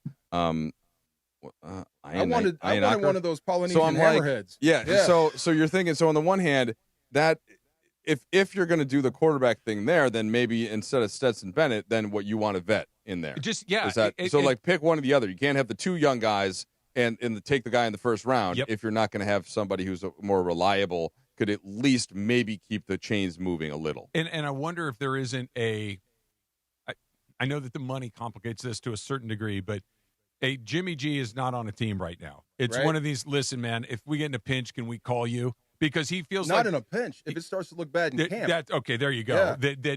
Or what happened? What happened last year? It was Phillip Rivers. Yeah. Well, no. Well, Rivers was one, but then the Flacco. Right. Yeah. That kind of a move where, hey, here's a 7th round pick or whatever. They may have even let him go. Yeah. And Jimmy G knows the language. He knows the offense. He's a capable NFL player. And I doubt he would want to go anywhere else. That's what I'm saying. Like if he's just sitting at home, and to your point, maybe it's in camp, or maybe the scenario that I laid out, that Stafford has a high ankle sprain. He's going to miss 6 weeks. Okay, but he's coming back. We're in week 6. We got to get to week 12. We got to get through this. Hey, Jimmy. Hey, come on in here. Yeah. And week 1, you run out Bennett. You're like, that's not going to work. You get a Bryce Perkins, Brett Rippon thing, and you're like, nope. We got to go. Ooh. Jimmy, get your ass in here. Is that an option? Of course it is. I'm sure they got Jimmy on speed dial, and a couple extra million would probably renew his interest in playing football. Yeah. But you're going to have to need it and want it. Okay. I did think about you. I was talking about the defense. So this is a deep group of safeties. Love the linebackers. We don't have to talk about the front four, right? Especially if 99 comes back. So it made me think with these two new corners, you won the offseason until the Myles Garrett move, but you won the offseason with those corners. But it's like you going to IKEA. It's an entertainment center. It's perfect for the living room. But now you got to build it. Now you got to put the thing together. I hope that Chris Shula is a better carpenter than I am. Right. Because if I'm the guy swinging the little Allen wrench, we got no chance. You might be missing a couple screws. That thing's going to be wobbling for the rest of existence. But if you insert those corners, and the one thing I do love is the Rams have a standard at corner. You got to be tough against the run. You got to come up and make hits. That's just how they do. But whatever you do versus the pass, they will integrate that into their game plan. So Explain that to me. Whatever, like Jalen Ramsey, how he likes to play certain coverages. Oh, okay. They'll adjust to him. McDuffie, however you like to play this certain guy, they'll adjust to you. Some coaches, and Key told you this. Yes. They have no idea what they're doing. They're going to make you play the only way they know how to coach. I got it. Here, different. Make sense? Yeah. Yeah. So I think whatever they bring, Chris Shula will implement, and the defense is better for it. Oh, breaking news. All right, guys. We have been told that in about under 30 minutes, the AC will be fixed. Hey! So we are keeping countdown. I think we should keep it off. We've lost a collective 19 pounds There you in go. these previous 2 This hours. is a wonderful opportunity. See if the guy that fixed the air conditioning knows how to turn regular TVs into high definition TVs. Hey, next gen, can you fix that? Come on. By the way, DeAndre reminded me it was the Hornets and the Pistons in that fight because it was Moussa Diabate that got into it with Duran, and then Miles Bridges came in and escalated, and everybody got suspended. Okay. That was the big one last year. Who's the guy in the NFL right now? You don't mess with that. Who's the Charles Oakley of 2026? In the NFL. And the NBA. I want both. I mean, is Myles Garrett like the guy? Like kind of the biggest, toughest I think he'd be stupid to defensive mess with him, lineman? but he doesn't exude that. You know, He's like, I'm too busy to fight. I'm too busy getting to the quarterback. Let me think about that for a minute. Is there a guy in the NBA that's like, nobody's fighting that guy? Yes. I mean, so Udonis Haslem is retired, but I feel like since he just came back in off the top rope to go at Draymond Green. I was going to say, and he's Steven still Adams. around. Steven Adams. Yeah, Steven Adams. It's like guys don't even. It's like they don't even consider it. He hit a tree. They kind of look up at him, and I he was just gonna say James Johnson as well, but he's no longer playing. But he knew. Wasn't he an actual Yeah, fighter? because he was an MMA guy, and his whole family Yeah. fought, and he was like a black belt in 7 things, and so he's on. I mean, I think that Isaiah Stewart, who is now in Memphis, who was in Detroit, Beef stew. he's the guy who's not only big but certainly has the screw loose. Remember, he tried to go after LeBron a couple times. He was in this mix. He came off the bench, so he's probably the guy between the size and knowing that he actually wants to fight. That he's probably Who was the guy that was dragging people around trying to get to LeBron? That was Isaiah Stewart. That was him? Okay, Yeah. I like that guy. Yeah. Okay. Don't fight a guy that has the nickname Beef Stew. No. It just seems like a He bad could take a decision. punch. Yeah, that's a bad way to do it. Little tip or no tip is coming up next. I'll Trudell's go here tip. on a Thursday on 710 ESPN. Tonight at 8 p.m. on 710 ESPN, it's Road to the Cup with Mario Rees and me as we discuss the World Cup Final coming up Sunday. Yeah, you couldn't ask for a better final than this one. 2 powerhouse teams, Argentina versus Spain, Messi versus Lamine Yamal. It's going to be a good one, Dave. It is going to be a good one. We will break it down for you. Who's going to win this match? We will tell you. Coming up tonight, 8 p.m., 710 ESPN. Dave Denholm, Mario Rees, and you on Road to the Cup. Dive in Saturdays at Oasis Pool. It's just like going to the movies, except the floor's a lot wetter. Now your top reasons to visit Morongo. SoCal's best outdoor movie theater. Dive in movie night at Oasis Pool every Saturday. Number 2. The biggest soccer watch party of the year is at Sideline Sports Bar the 19th. Meet the players from Ava Alta. And the number 1 reason. We're giving away a Chevy Silverado truck the 26th. Morongo. Good times. Hey guys, it's John Ireland. In all my years of covering sports, one thing is for certain. Great teams walk in with a playbook. So why face your family's future without one? Globe Life makes protecting the people you love simple. And with Globe Life, it's never been easier. You can apply for coverage online or with an agent in just minutes. No complicated strategy, just straightforward protection from a name you already trust. Get your free quote today at globelifeinsurance.com. In my world, you're always sorting through information, trying to find what matters most fast. Well, if you're hiring, you can now review all these resumes and applications faster thanks to ZipRecruiter. ZipRecruiter has a new feature that instantly shows you the most interested, qualified candidates first. ZipRecruiter's matching technology finds qualified candidates quickly. And with ZipRecruiter's new feature, qualified candidates show up at the top of your list. Try it for free at ZipRecruiter.com/sports. Meet your match on ZipRecruiter. I'm David Ortiz. When I lost my mom, she was only 46. And I lost my dad to cancer. It was the worst pain I ever felt. It made me think, what will happen with the people I love when my time is up? That's why I have life insurance. Ethos makes it easy. It's all online, take about 10 minutes, and you can get up to $3 million in coverage. Get your free quote at ethos.com/game. That's ethos.com/game. Paid testimonial. Time spent on application may vary. Online health questions required. It's around 4:45 in the Southland on the DeMarco and Travis Afternoon Show. You know what that means? It's time for Tip or No Tip, presented by attorney Big Al. Tip or No Tip with producer Laura. Tip or No Tip, presented by attorney Big Al. If you get in an accident, tip the scale in your favor. Make Big Al your first call. Don't go at it alone. Call 1-800-HURT-123. That's 1-800-HURT-123. Or visit attorneybigalca.com. And now, with Tip or No Tip, here's producer Laura. Thanks, Chris. All right, guys. So this one hit home to me because I may or may not know a few people that when we were younger did this. The California DMV is requiring about 11,000 drivers to retake the written test after investigators found patterns that suggested some applicants may have cheated. The DMV says the internal review uncovered irregularities tied to test takers, not computer glitches or anything like that. So drivers who have received a letter have 30 days to retake and pass the test or risk having their licenses canceled. So, tip or no tip? Let's be real. Passing the written test doesn't mean you're an actual good driver. Oh, tip. Yeah, it just means you can memorize a test. Yeah. Yeah. It's tip. It doesn't mean you're a good driver, but I would prefer that you pass the test than not. You understand what a red light means. You understand the shape of a stop sign. You understand how to merge onto the freeway. Yellow, solid. I'm not saying that it guarantees that you'll know what to do, but if you can't pass that test without cheating, you probably shouldn't be on the road. That's true. Yeah, there's also just the subtleties of driving, and you have to remember that not everybody who's on the road is going to obey the rules. Yeah, and so what you're having to do, and I always remember my dad would take me to like a parking lot and just try to create. He was obsessed with it. Try to create situations like, okay, assume this is a light right here, it's red, but guess what? This guy's drunk. He's going to drive right through the light. So even if it's red, you still look both ways. Just kind of stuff like that you have to think about and pick up over time. So it's not necessarily just the test. It's how you're going to react when other people screw up. I ran code reds with my daughter.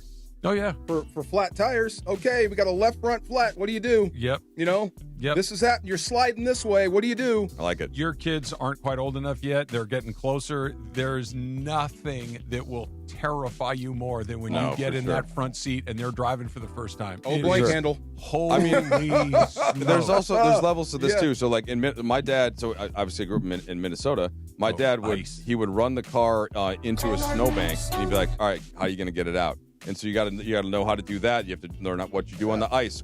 If you get in a storm, instead of slamming on the brake, you have to tap it hard while you're skidding, just like stuff like that. Turn into the slide. Although with all of that said, and I was trained in winter driving and everything, the first time I came to California to interview, or like with a car to interview for the Lakers job, I for some reason was staying in Pasadena, even though the office is in El Segundo, because that's the guy that I knew, that's where his place was.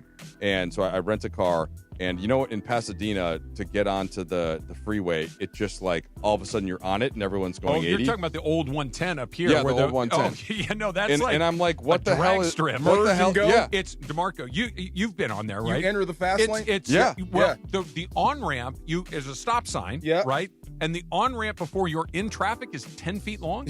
It's horrible. Crazy. And I'm like in a rental car, and I'm like, what the hell? I got to floor it, or I'm gonna get rear-ended. I was like, this is normal out here. Yeah, it and is now very normal. Now it's like whatever. I've been here since 2008. It's fine, but that freaked me out. That's not an easy when I got here. Yeah, you know why? Don't damage cars. Oh, they do. Oh, they do. Well, I mean, he wouldn't drive into it. He just put it in there. He knew how to get in there. You didn't just like smash into it, but he kind of maneuvered up into it. Yeah. I'm sorry. What were we saying, Laura? Oh, no, I was saying, do you know why that freeway is that way? No. I believe that was the first freeway, so that's why they. Really? It was the first because freeway. Cars used to go 30 miles an hour. That's it. And it's also a reason that it's really super windy because slow you down. The cars didn't go fast enough. Yeah. Like it was built in the 40s. It's right. It's the first freeway ever built, and that's why might be time for a redo, guys. Yeah, you think? Yeah. As somebody who grew up on that side of town, like I grew up in Arcadia next to Pasadena, and every time you come to the Dodger game, it's like running the Indy 500 down that freeway. It's crazy. It's not. Yeah. I was not prepared for that. Just really I'm like, quick. where's the black ice? Like, give me that. I can handle that. So this freeway opened December 30th, 1940, and is widely considered the first freeway in the United States, not just here. Oh. Okay, so where was I? Oh, yes. So we love food around here, and the people have spoken. I don't think we brought this up, but the KFC is actually bringing back their iconic popcorn chicken, which, by the way, I actually really liked for a limited time.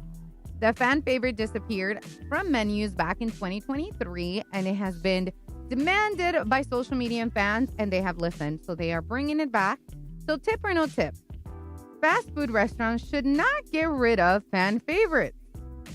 I'll start with you, Trudell. I mean, that seems like a pretty easy tip.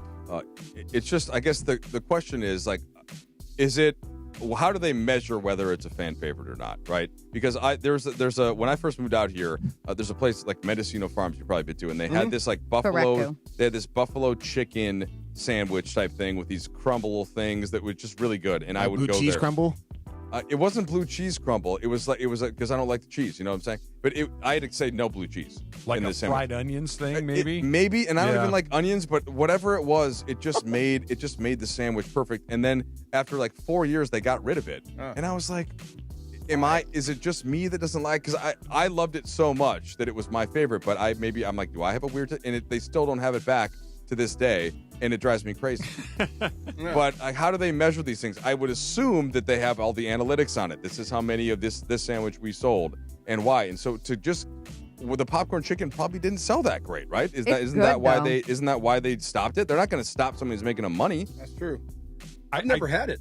I haven't either. Yeah. I think it's a no tip. I've read this somewhere. This is like a marketing thing that it's one of those things that's kind of in the middle of the menu. Like McDonald's is never taking the Big Mac off the menu, right? Yeah. But they will take the McRib off the menu every once in a while so they can bring it back to drive traffic back into the store to get people back on the Big Mac, to get people back on the Chicken McNuggets. It's one of those middle tier items that you pull off so you can relaunch it to get people to come back in that may have left the restaurant to begin. I'm waiting for the McDLT to come back. Keep the hot side hot and the cool side cool. Dang right. And was the Quarter Pounder always on the menu? Yeah. Even when we were kids? Yeah. Why don't I remember? Because I was going to the You're Big getting Mac. Happy Meals, bro. Yeah. Yeah, I guess gonna so. say. You're right. I was getting Happy Meals. You're right. That's true. Or maybe 2 Happy Meals. They used to offer a Quarter Pounder and a Quarter Pounder with cheese. They were both separate The items. white and the yellow. There you go. That's right. Yeah. By the way, KFC, they need to bring back their snack wraps. Oh, those are good too. I haven't been to KFC in 35 years. Oh, I like KFC. KFC, like their mashed potato with their gravy is pretty good. I really like their coleslaw. Their popcorn chicken was good. They used to have this bowl with the mashed potatoes and the little popcorn chicken in it. I forgot what it was called. Yeah, little bowls. Like my little big bag. Trust me, I can go deep in this. I know Fun Cheese, the 7-Eleven guy, and all the gas station, but KFC's legit. All right, I have one more for you guys. So this might be, if you're like a nervous flyer, maybe tune away, because I don't know if you guys saw what happened with a passenger of Ryanair. So a woman is sharing the story of how her and other passengers had to pull her husband back into the Ryanair plane after he was partially sucked out of the window during a flight. Jeez. So according to investigators, the window apparently dislodged after an engine issue caused debris to strike the aircraft, leading to the rapid cabin decompression. The husband survived, thank God, and because of his seatbelt, this is important, and he is recuperating in a hospital. Good for him. So tip or no tip? It just got me thinking. You are someone who always keeps their seatbelt on airplanes. Tip or no tip? Oh, no tip. I was going to ask you, do you, when you charter, do you? No. Me either. I often, and it's weird because in a car, I get this a whole totally different conversation. Yeah. But I will never not have my seatbelt on. My mom always told us like her dad died with not having the seatbelt on, that whole thing. So I'm like, but for some reason in the plane, I have the sense of security. Now, if it gets, the only time that I'll put it on, if it gets a little choppy, and then they'll be like, all right, look, we know you don't have to wear it, but like if we hit really choppy, then you might bump up and hit your head or something. But I it's have a to rarity admit, when they ask you to buckle up. I rarely buckle up on the charter. During that day, that size, that era. Yes, go on. Did you ever have the extension? No. Okay. Can I be honest with you? Yeah. Got close. And that scared you straight. You're like, well, all right. I wish that were true. Okay. It didn't. I will be honest with you. Now when I get an airplane and I'm not even close to it anymore, I'm like, thank God we've readjusted this. But it's a very good question. The flight attendants they just look at me like, are you sure you don't want this? Yeah. I'm good. No, you know that little part that's like folded over and sewed? Like we got all the way to that part there. Let me ask you guys this. Do you think I keep my seatbelt on in the airplane? Yes. Damn right I do. Pulled tight. Yes, pulled tight. Yep. I'm a nervous flyer. I don't love it. So yeah, that is. I sit down, I buckle that thing, and I wait till I hear the ding ding at the gate before I unlock that thing. No, I if they gave me a shoulder harness, I'd put it on. Yeah, that's not for me. You guys were talking about the extenders. So I didn't travel a lot, especially when I was a lot heavier. And the moment that I was able to like fly and fit decently, and now with losing more weight, the first thing I did was take a picture of me being able to pull it. That was like the most amazing non-scale victory ever for anybody who needs to lose weight or wants to just be able to do that and be like, I'm good. Yep. I'm chilling. I'd rather be uncomfortable. I will not take it. Yeah, I'll suck it in. It's not. Yeah. put it over your lap. And I never did that. I never did that. But yeah. You blouse your shit. Dude, yeah, you pull it explodes. I had every trick in the book, and none of them worked. None of them worked. All right. LeBron spoke for the very first time in public since he made the announcement that he was not going to return to L.A., and We'll go over what he said. That's coming up next. It's DeMarco and Trav. Trudell's here on a Thursday on 710 ESPN. And Tip or No Tip is brought to you by my guy, attorney Big Al. If you get into an accident like we talked about, I hope you're wearing your seatbelt. Tip the scale in your favor. Make Big Al your first call. Don't go at it alone. Here's the number, 1-800-HURT-123. That's 1-800-HURT-123, or visit attorneybigalca.com. The home of the Lakers, and now the home of the Rich Eisen Show. Weekdays 9 a.m. to noon, KSPN Los Angeles, a Good Karma Brands radio station. Coming up Friday morning, 7 a.m. on the Sedano and Cap Morning Show. Cappy, you're live from Del Mar. That's exactly right. I'm going to take everybody inside in this little world that I live in horse racing. Beto Duran is really into it. Lee Hacksaw Hamilton, the godfather of sports talk in Southern California, will join us. Who knows what kind of mess that's going to make. And we'll see what happens live from Del Mar on Friday. Don't miss it. The Summer of Schwans rolls on 7 a.m. Friday. The Summer of Schwans. On the Sedano and Cap Morning Show on ESPN LA. John Ireland here, and when it comes to vodka, I like a winner, and Blue Ice Vodka delivers. America's largest potato vodka. Double gold rated, just 64 calories an ounce, and made from Idaho potatoes. Clean, smooth, no additives. Blue Ice Vodka. Vodka with standards.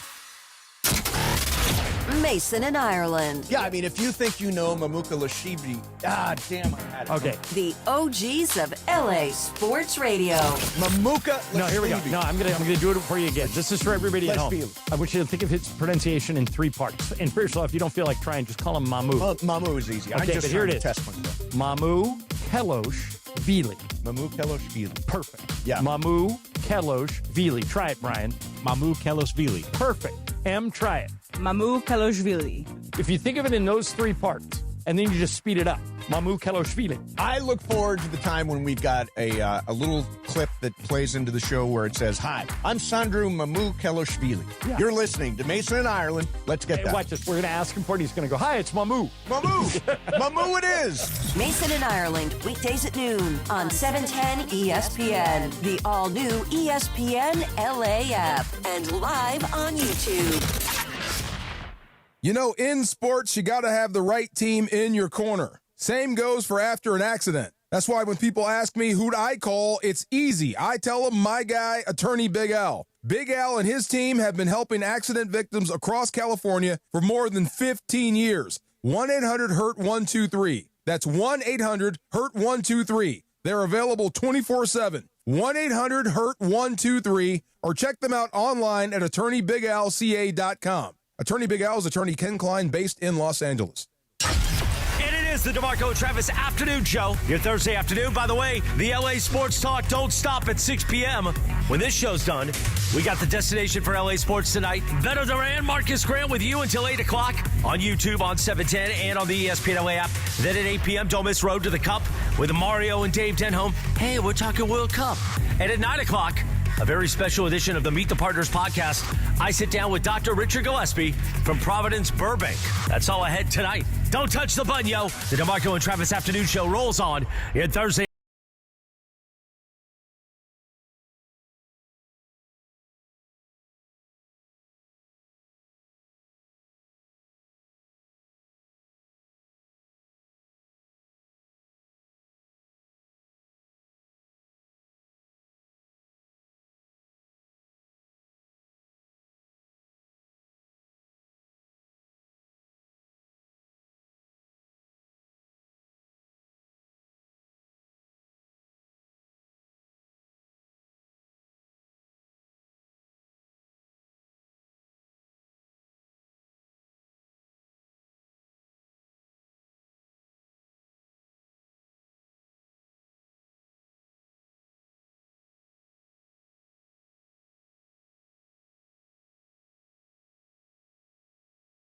Okay. Yeah, do you think of like flower drapes, yellow and orange?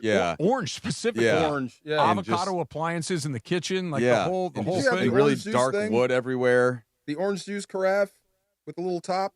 No. So, the thing that kind of went like this. Yeah. Everybody had one, and everybody had frozen concentrated orange juice that was just nasty. Yes, I hear that. I think roller skates and polyester. Yeah. Yep. And the big collars. Yep. And the dude that looks like DeAndre with a headband spinning in a circle. All right. So there you go. I haven't asked you about this in an hour or so, Trudeau. We were talking about you trying to pitch me on an EPL team. Yes. What is the EPL equivalent of the Dodgers? What would that team be? Really good, cares deeply about winning, goes for it, star players, good city. Big money. Big money. Yeah. Here's the thing. So it can't be Manchester City because they don't have any history. Okay. They just got good when they got oil money, and now they're that's what they've run on for a while. Okay. It would have to be probably between Man U. I mean Liverpool Yeah. to an extent. So Manchester United, not just because we haven't won in a couple of years. Dodgers had a long drought. But they've won three recent championships. So I think that it's probably got to be Liverpool or Arsenal because it's a glamour franchise. It's one that's had a ton of fans for a long time.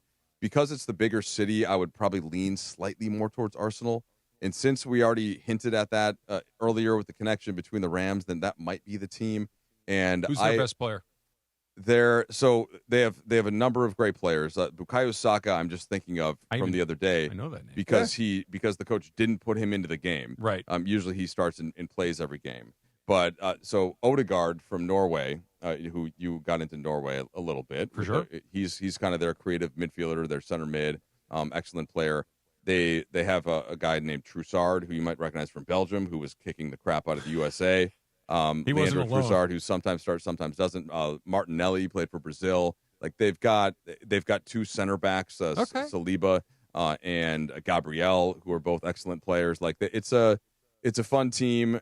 I like they kind of. Who's their rival? So their rival, like in London, one would be Tottenham because they play like one is Tottenham, another is Chelsea. And basically all of the London teams hate each other to an extent, like West Ham and Aston Villa. But they had a spat with Manchester United for a long time because in the early 2000s they had the Indomitables where they went undefeated for a full season. Oh wow! Now they didn't set the record for points because they had a lot of ties, but they didn't lose in 38 games and they won the title. A scarf? You look. Here's what I can tell you. Have a pint. Arsenal, I think would fit for you. And they have a cool the Gunners is their nicknames. They have a cool like cannon that is like You're a symbol. selling me. Yeah, no, Arsenal. I think it's a team that you would enjoy because they're always going to be good. They're never going to be bad. They're going to be in the title race some years, and they're never going to be terrible because they spend money and they've got a great fan base. They're like the fact that they're in London. I think that would be a good move for you. There you go. I don't want to be but what I've enjoyed the most about this, the matches themselves have been terrific, and I've enjoyed it. But other than the obvious ones, I haven't had a real rooting interest in who I want to pull for. When I went out on Saturday morning, afternoon, and watched England and Norway, and looking at the people going crazy in the bar with the drinks, with the scarves, singing the songs, I'm like, I need to be a part of this in a more regular way. I need this. It was like the match was great. I really enjoyed watching the match, but everybody there was so invested in it and having so like I've been to bars to watch Dodger games and football games, and that's fun too. This is different. Where do you live? Where do you live again? Like what city? Dana Point. Laguna Niguel. Right next to Michael. Yeah, not far. This is the World Cup, though. I mean, I know, and maybe it's not quite the same thing, especially if it's at 6:00 in the morning. But maybe on a smaller scale, but they believe too. Yeah. But the singing and the carrying on is that's really so fun. If you so you're not too far from Santa Ana. It's like 30 miles, so it's kind of far. So there's an Arsenal bar there. I see what you're doing. Yeah, the Modern Local, I think it's called. It serves as the official home base for the OC Gunners. Okay. Which is that's go check it out. That's So you got an instant in with Arsenal. That's what I'm saying. It's lining up about right. You're on a first name basis with Kevin Demoff, right? Then there's the old Dubliner in Long Beach, which frequently hosts the beach city Long Beach Gunners. is too far. That's too far. Yeah, more that's chance a little too for far. merch with Arsenal. Just saying, but more chance with merch. Yeah, I mean, every Arsenal game is interesting. Like you'll see, it's the passion is it'll feel like a World Cup game to some extent. It's just that they're singing Arsenal songs instead of the national anthem. I know that the Final Four used to do this. They don't do it anymore. They have the third place game in the World Cup that's going to take place on Saturday. Correct? Mm-hmm. That's got to be a real drag, right? Yeah. I mean, to get that close to the final and then to miss it by, one game, and then you have to go play another game. And I'm sure the only flip side, it's still the World Cup, and it's kind of a like nothing to lose game. So you're not having some teams sit back in like a defensive shell. So it's France and England both have a ton of attacking players. Now I don't know is Mbappe going to play for sure? Is Dembele for France going to play? Is England going to? But hopefully you play some of the young guys that didn't get a chance to play as much in the tournament. You switch things up a little bit and just say go for it. But ultimately, yes, they're both just pissed off that they're in the game. Lost the NFC Championship game, and you had to go play the guy that lost the AFC That would Championship suck. game. That would be It would awful. be terrible. Do they care? I mean, I'm sure they care, but do they celebrate if you win? I mean, I would. So to me, like if you pulled out some cups right now and had me and Travis play beer pong, I would care if I won or not. Okay, but it's like the NIT champion. Like Remember that? If you put the jersey on, it's like you care. You want to play? Yeah, You don't want to embarrass yourself. They turned on the scoreboard. Let's go win. Let's the go. game. I mean, we're out here. Like we're in. Here's the thing. We're all pissed off.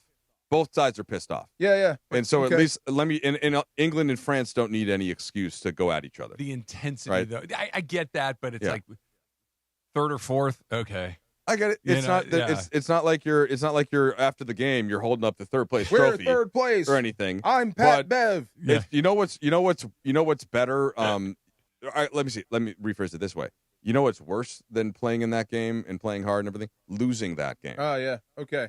It's not so. If you're going to be in it, you at least want to win. You don't want to lose the third place game. To your larger point, I think that's true of generally. If we're going to play, let's go win it. Yeah. But you're keeping score. But it's. I'm not going to lie. It does suck. Format. It does suck. Question about LeBron, real quick. Do you think he knows where he's going? He's just holding on to it, or do you think he has an idea? I mean, people close to him have said that they think he doesn't know. I heard Kedrick Perkins say this on with Max, our old buddy Max and Rich Paul on their podcast. I was listening to that today. I mean, my opinion hasn't changed since Draymond Green opted out of his deal, and I just thought I've said this on basically every show now. I said it on Lakers Talk last night.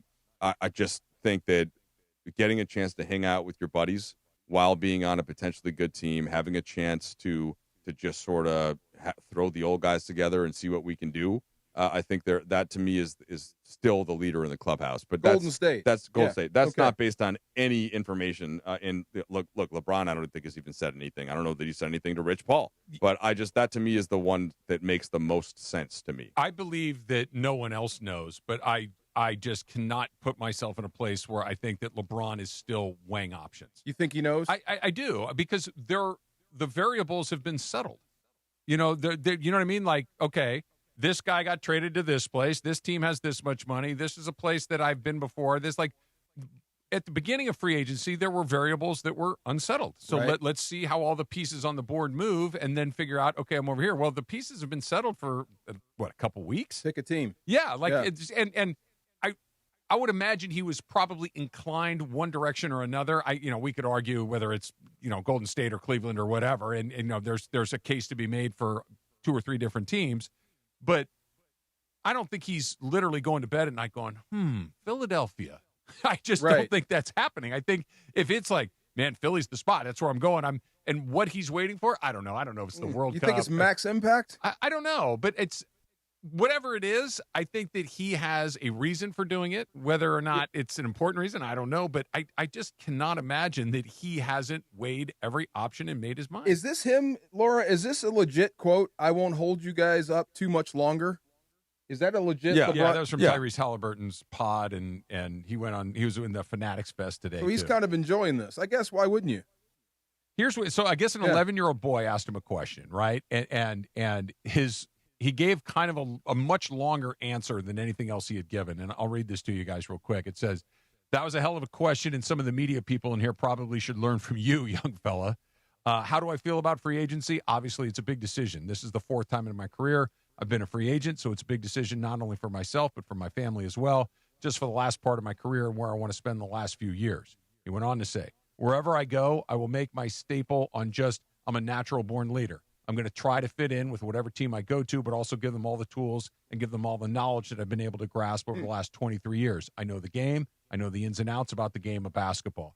I have an almost 22-year-old son who is now my former teammate, which is hilarious. I have a 19-year-old son that's at the U of A, but it's my almost 12-year-old daughter who's pulled away a lot because of basketball. Yeah. So these are all known things. So I get it.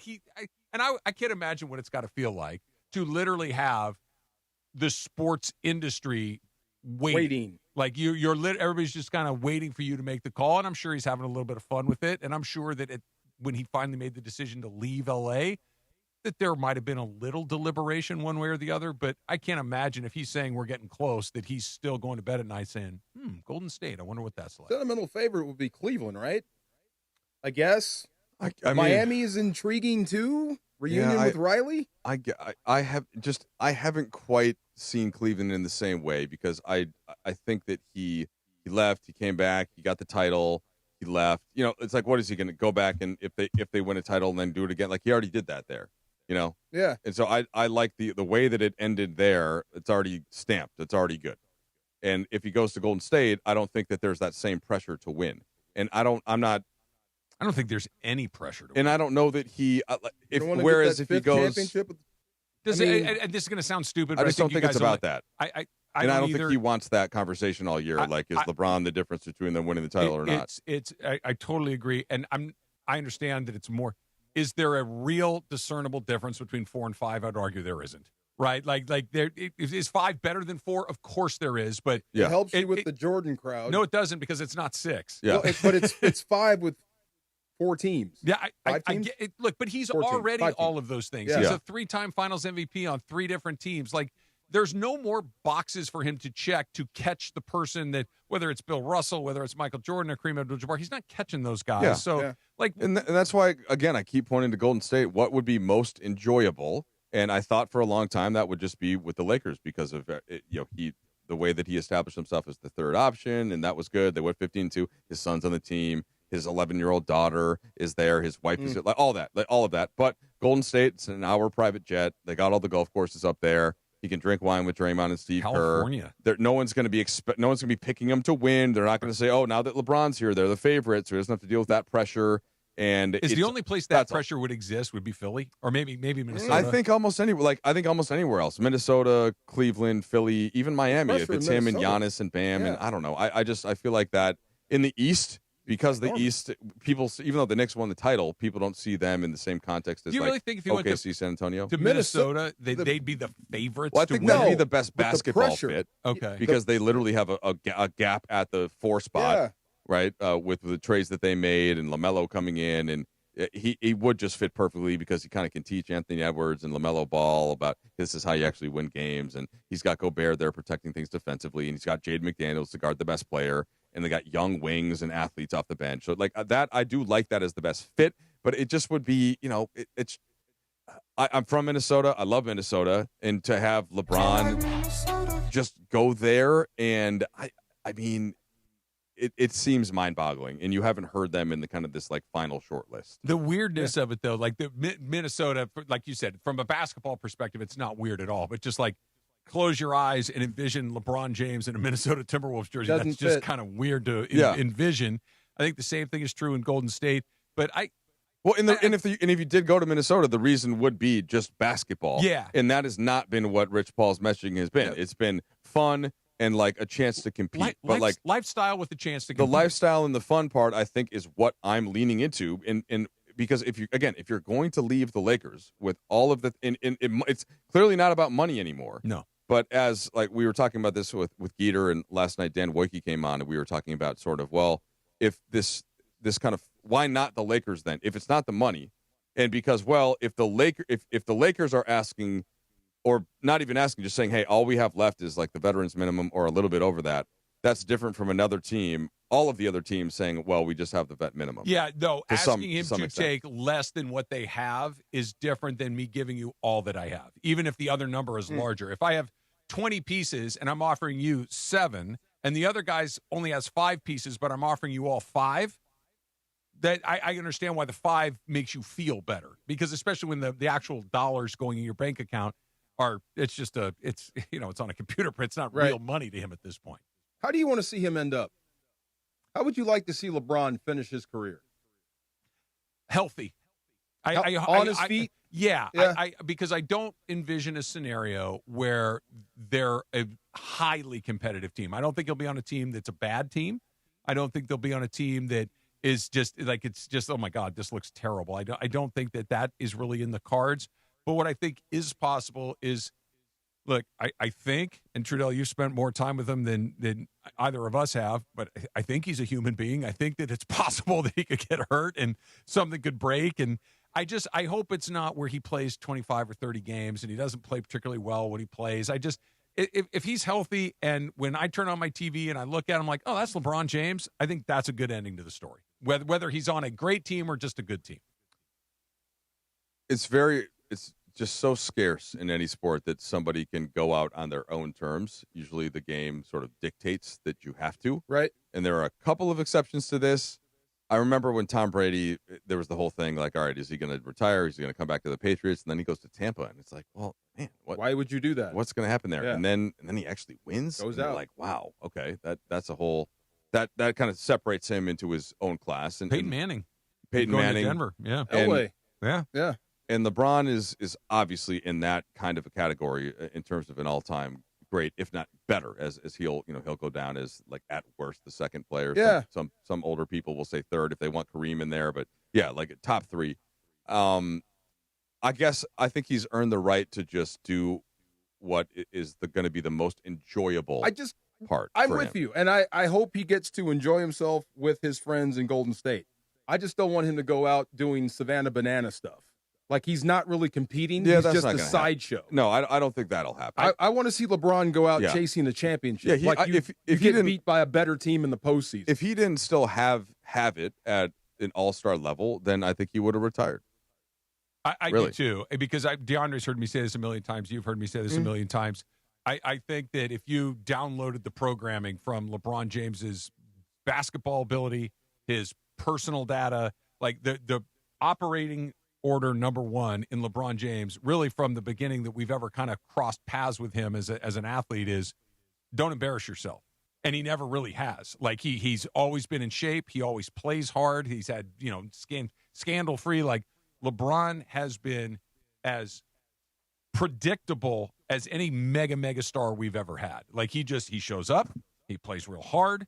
He's on a good team just about every time. And there's not a lot of like off the court drama. There's theater drama. There's NBA, this team or that team should you be, but that's basketball stuff. And that's not the drama.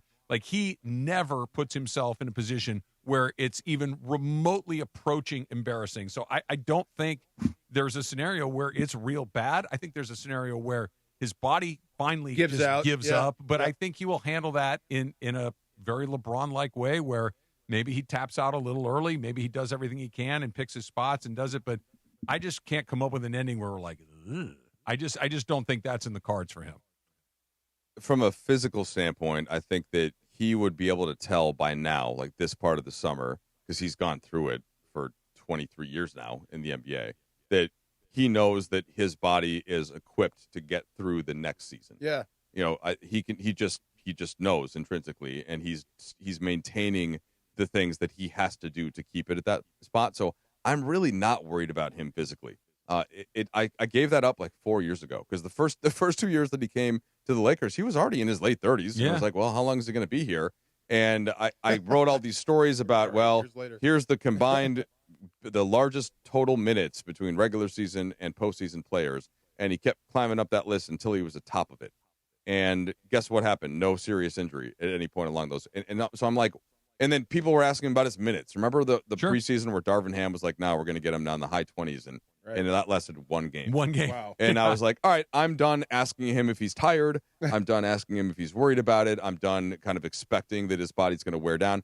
We had the conversation earlier, Travis, which you stood up for because you were so proud of yourself about Messi and like having enough in the tank. Yeah. Well, that's what LeBron has absolutely mastered, what to give and when and how to still help the team and to still have enough. And like the time that I did think I saw him run out of gas a little bit in the Western Conference Finals in 2023 against that Denver team, but I think that was because the Lakers didn't have the right kind of team around him where they had the guys to take on the defensive assignments as they did when they won the title. When they had Danny Green and they had Alex Caruso and they had Kyle Kuzma and they had KCP, and he and AD didn't have to do everything. That 2023 team, he and AD were the ones that had to do everything because they didn't have the big wings and the other big men around to help. So I think that was the reason that he ran out of gas, not because like his body just wore down. Remember when he dove for the loose ball? Yeah, in pieces. Yeah, just very gently set himself on the floor. I get, dude. When I get on the ground to do my push-ups, it's like a 7-step process. That's right. I'm putting my knees down. I'm getting my hands in the right spot. How many push-ups you going in a row these days? Since you asked, I'll bring it. I got a personal record recently. I can do 52 in a row. 52 push-ups. Hey, there we go. There you go. Yeah. Nice. Yeah. Yeah. I like see it. you. Yeah, it's pretty good. Okay. Considering where I started, when I could do about 6, that's pretty good. Why don't you just transition to burpees? No, hell no. No, a burpee's You got like the a hard fall. part out of the way. Come on. Yeah, no. The hard part's getting back up off the ground. I try to. My kids. Make is very strong, but my twins who are 11, I'm kind of always like, hey, how many push-ups you done today? Yeah, just a little subtle, and then like, wait, Jess, so you did 20? Talon, how about you? Have you done 20? And then he'll immediately start doing them so that his brother hadn't done more. And I'm like, I just think back to like Herschel Walker. Oh yeah, and like if 500. if you only do now, you don't have to be Herschel Walker, but if you only just do push-ups and you just do them every day, you will be strong.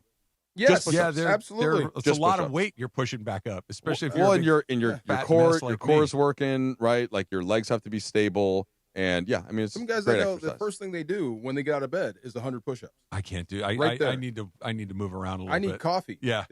I need to do one other thing too. Oh yeah, Before- that too. Yeah, That- there's 100. There's stuff that needs Right to be there done. with you. I have a very dedicated order of operations every single day. There you go. Yeah, And consistency is important. yeah, including a couple of podcasts that I liked. And 100. today, one, they were a little out of order, and I've been chasing it the rest of the day. But that's how stuff happens Yes, along sir. the way. Hey, tune in tonight at 8 for the Road to the Cup on ESPN LA. Dave Denholm, Mario Ruiz, bringing you the latest news, previews, and reaction from soccer's biggest tournament and its biggest matchups. Road to the Cup, powered by Valvoline Instant Oil Change, home of the 15-minute drive-through oil change. Visit SoCalOilChange.com for a special offer and locations near you. Little straight up coming up next.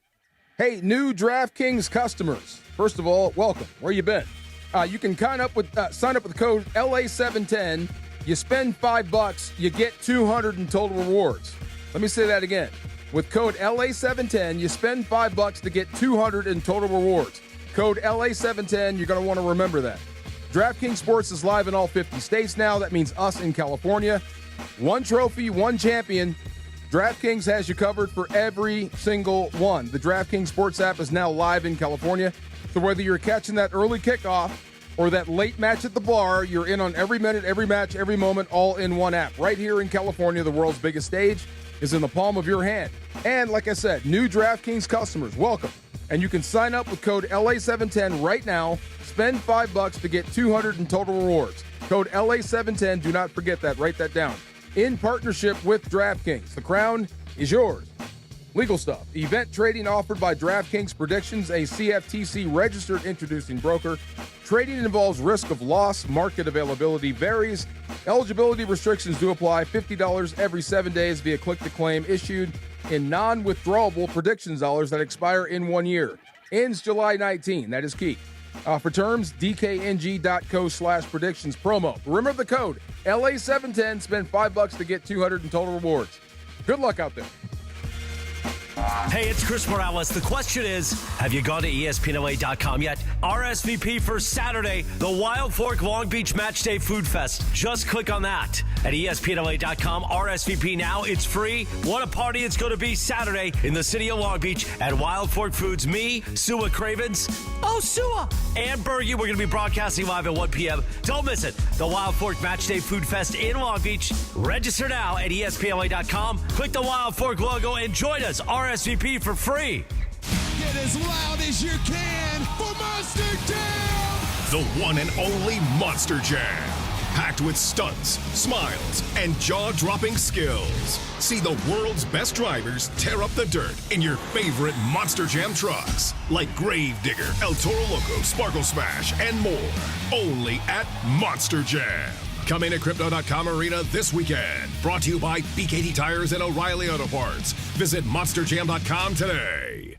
You know, I've been in LA a long time, and when somebody asks me who to call after an accident, my answer is simple. Call attorney Big Al. That's my guy and my MVP for accident attorneys. Big Al's been helping people across California for over 15 years. And as an LA native and a huge sports fan, oh my God, can that guy go on hockey? Oh, he understands this community. If you're hurt in a car, truck, motorcycle, Uber, or Lyft accident, even if you're hit while walking or biking, you don't have to figure all this out on your own. I always tell people, call Big Al before you call the insurance company. He and his team will help guide you through the process, protect your rights, and fight for the compensation you may deserve. Big Al and his team are available 24/7. They never close. Consultations are free, and if there's no recovery, there's no fee. Just one call can make all the difference, my friend. So make sure you get this right. Call attorney Big Al right now.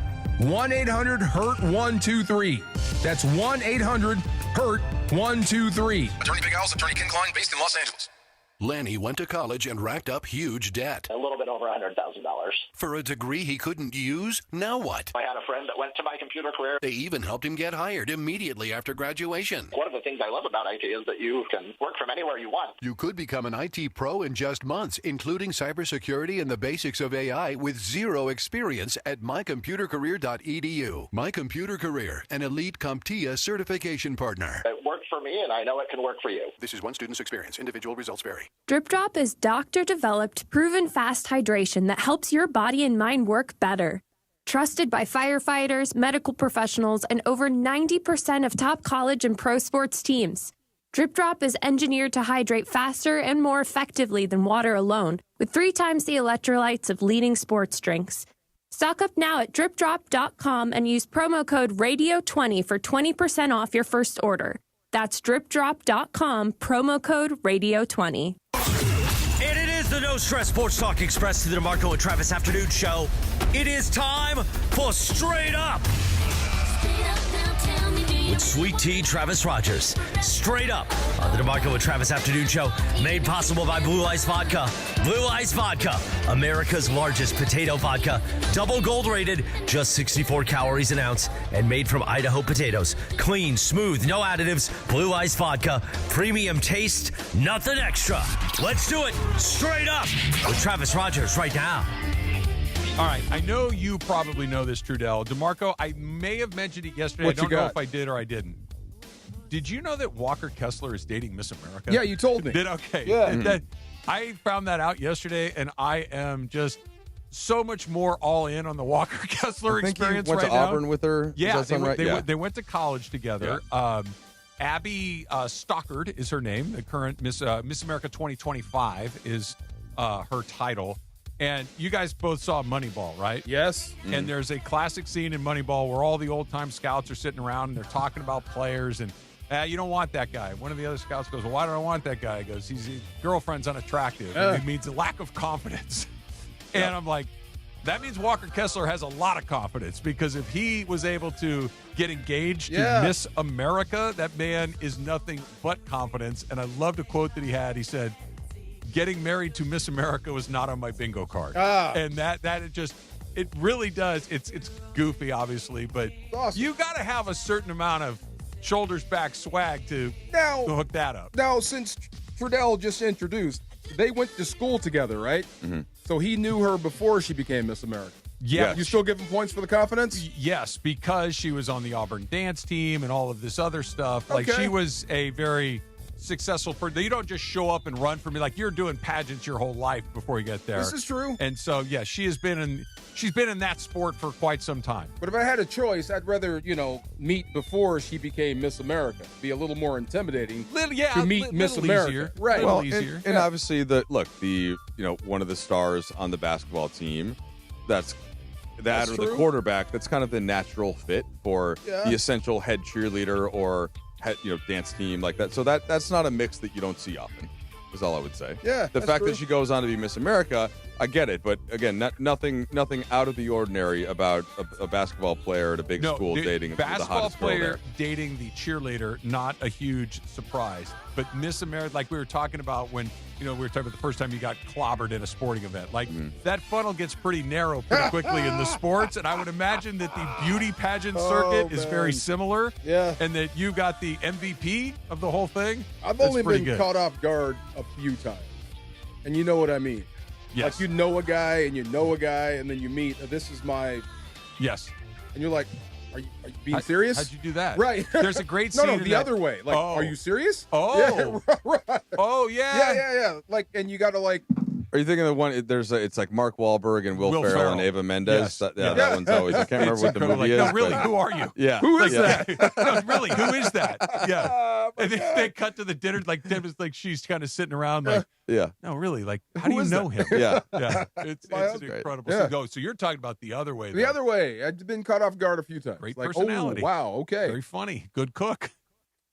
Just never Don't know what to say. Yeah, it could go 100 different God ways. bless your heart. Yeah, Absolutely. teach his own. Absolutely. Good for you, Walker Kessler. Straight Up is sponsored by Blue Ice Vodka, America's largest potato vodka, double gold rated, just 64 calories an ounce, and made from Idaho potatoes. Clean, smooth, no additives. Blue Ice Vodka, premium taste, nothing extra. Have you talked to Mrs. James, Savannah?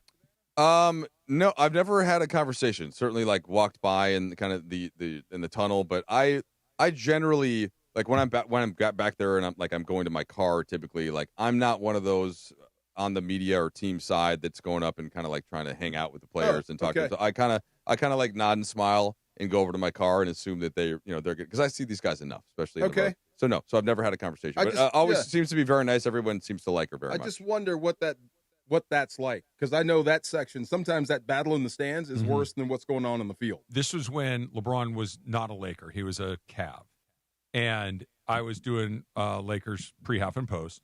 And the seat that the Lakers assigned me to cover the games was behind the baseline, on the not on the court, but the first row after the floor seats, then that kind of the walkway. Little and riser, then the riser, and I was right there on the riser. And on that corner of the court that I sat on, there were a lot of celebrities constantly sitting in those seats. It's a Laker game, so no surprise there.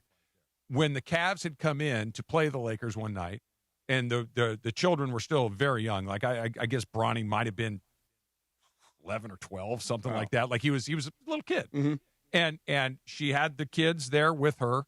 I don't remember if the daughter was there. I can't remember or not, but definitely the two boys. And it's like, oh, okay.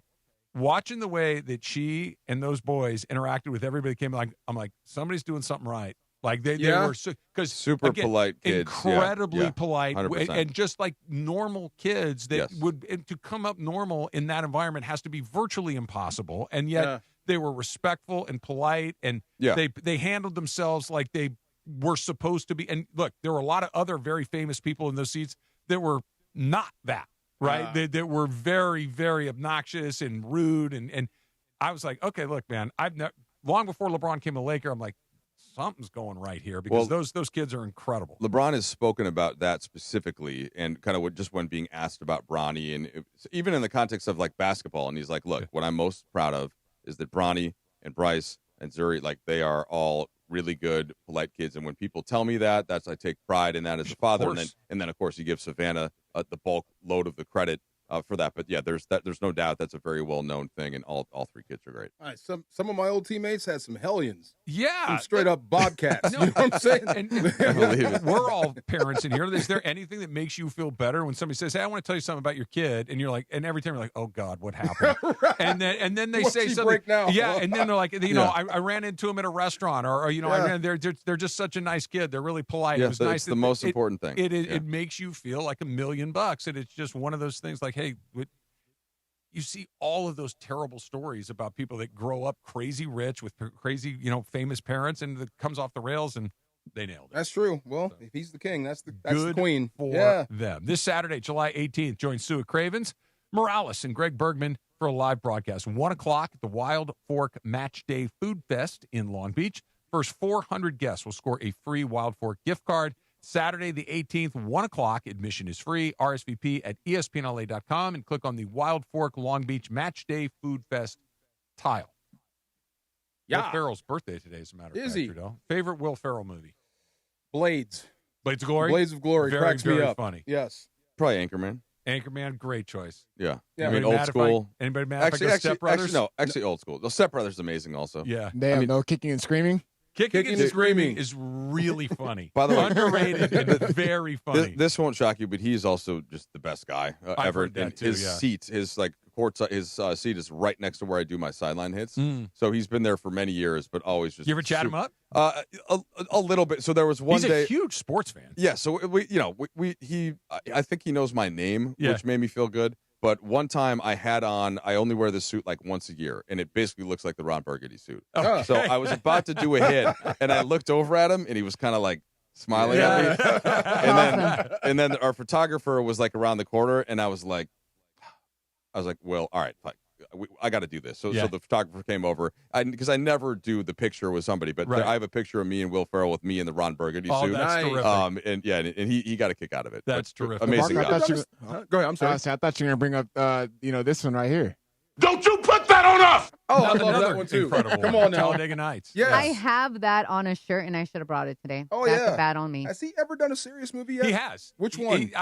There was one where it was really dark, actually, where his wife divorced him and he was like living on their front lawn. I forget the that name of the one. movie, and it's sad. Stranger Than Fiction? No, right? I don't remember the name of it. And he had another one where he was like a failed writer. That Really? was yeah. Okay, like I guess I missed those. he's incredibly Are talented. you guys going to check out his new show on Netflix, The Hawk? The Hawk? Yes. 100%. Yes. I'll be there. Anything he does, I'll Yes. immediately be in on. He was good in Zoolander. Yeah, I'll be too. checking that out. He's Oh, good incredible. in almost everything. Yes. Always nails it. Every one that we listed, I'm like, no, that might be the right answer. Like there was nothing like Even if the movie isn't amazing, he's always great. Yeah. You know? Well, think about And most of the movies are. he's really in Wedding Crashers for what, 3 minutes? And he's I love him. and Crushes. he Steals just it. crushes it. Yeah. What is she doing back there? It's just just the way that he says the most throwaway lines What are a just loser. incredible. Little He's- cross. I'm sorry, Legend. Laura. I'm sorry. He does listen to the station. Does I know he? that. I've So, told this story, right? Yes. Should I tell it again? please do. Okay, but so can you've I heard just this. say Yeah? this? Yeah. Please come on the show. I love you. We all love you. When I He was does doing listen. the mornings with Key and LZ, we were doing a live broadcast at BMO Stadium. Will Ferrell obviously is one of the owners of the LAFC, and this was not set up through the team. So we're kind of on the mezzanine, and we have our backs to the field, and the people that are watching the broadcast are kind of facing us this way. And this figure kind of comes in the back, and he's backlit by the sunlight, and I can't quite see who it is, but I notice it's a tall person, and he starts kind of walking around to the side. And as he kind of comes into the shadow and I can see him, I'm like, that's Will Ferrell. and we kind of lock eyes at one point, and I'm on the far right end of the set, and Key's next to me, and LZ's at the other end, and Raj, was our producer, was kind of in the middle, and there was another seat in there. And I look at him, and I kind of do this to the empty seat. I go, like that. No one's seen him come into the room yet. And he kind of looks at me and goes, Thanks. and so he comes around, and all of a sudden now people see like, holy, that's Will Ferrell. Place loses their mind. He comes on and he says, and we're like, we didn't know you were coming. So, well, I didn't tell anybody I was coming. I was just dropping my kids off at school. I was listening to the show. I figured I'd just swing by and say hello. Wow. And my jaw is on the damn desk. Like, you listen to our show? And like Laura He's said, got a car and a radio. He listens. He's Yeah. a huge sports fan. So it was. Doors It was always awesome. open, Will. He did Come on 10 in. minutes, 15 minutes with us talking about his movies. He was There you go. he was amazing. Doors always open. Come on in. Absolutely amazing. Little super crosstalk coming up next. Coming up Friday morning, 7 a.m. on the Sedano and Cap Morning Show. Cappy, you're live from Del Mar. That's exactly right. I'm going to take everybody inside in this little world that I live in horse racing. Beto Duran is really into it. Lee Hacksaw Hamilton, the godfather of sports talk in Southern California, will join us. Who knows what kind of mess that's going to make. And we'll see what happens live from Del Mar on Friday. Don't miss it. The Summer of Schwanz rolls on 7 a.m. Friday. The Summer of Schwanz. On the Sedano and Cap Morning Show on ESPN LA. Hey, John Ireland here. Tired of watching life from the bench? It's time to get in the game. Globe Life is looking for people who want more than just a job. Set your schedule and help families protect what matters most. No experience? No problem. Training is provided, and you don't need anything to get started. It's not a desk job.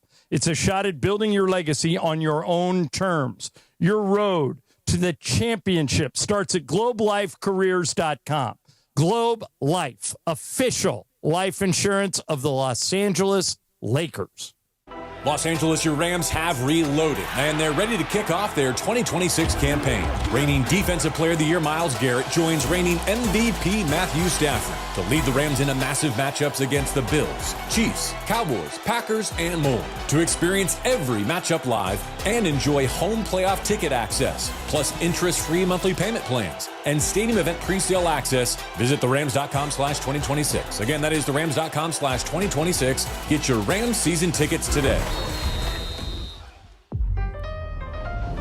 Your ambition just met its match with Robinhood. You play for the win, not just on game day, every day. Channel that drive into your money. Robinhood puts you in control, all on one platform. You expect more from yourself. Expect more from your money. Get started today at Robinhood.com/yourmoney. Again, that's Robinhood.com/yourmoney. Your money, your move.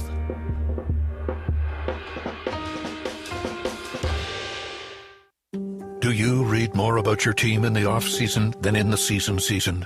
Does your game day outfit include a brown bag with eye holes? Then you may be a fan of a BST or bad sports team. Luckily, when you bundle your home and auto insurance with Progressive, you're protected. Because seeing your painted face in the rearview mirror after a loss isn't just depressing. It's distracting. Visit Progressive.com today. Progressive Casualty Insurance Company, affiliates, and other insurers. Covered subject to policy terms. Not available in all states or situations. John Ireland here. You want a vodka that's championship caliber? Look for Blue Ice Vodka at Ralph's, America's largest potato vodka. Double gold rated, just 64 calories an ounce. Classic, huckleberry, or double espresso. Blue Ice Vodka. Vodka with standards.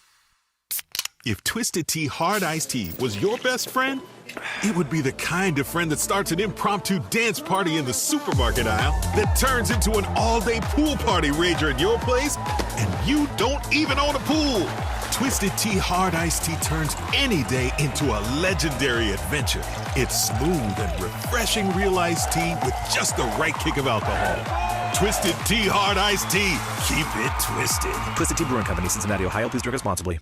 I'm David Ortiz. When I lost my mom, she was only 46, and I lost my dad to cancer. It was the worst pain I ever felt.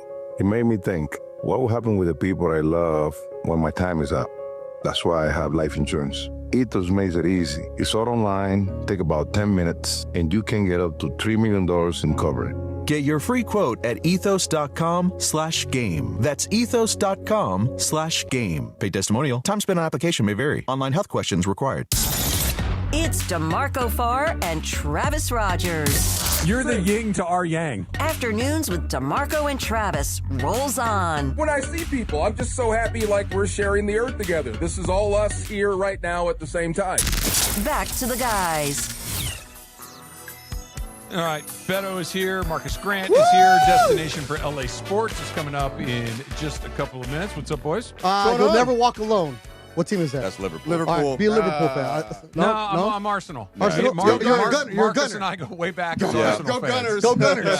Oh, man. That's all I got for EPL. How does that go? You never walk alone. That's just their saying for Liverpool. That's their it's like, in Notre Dame, right? You hit the sign. Play like a champion.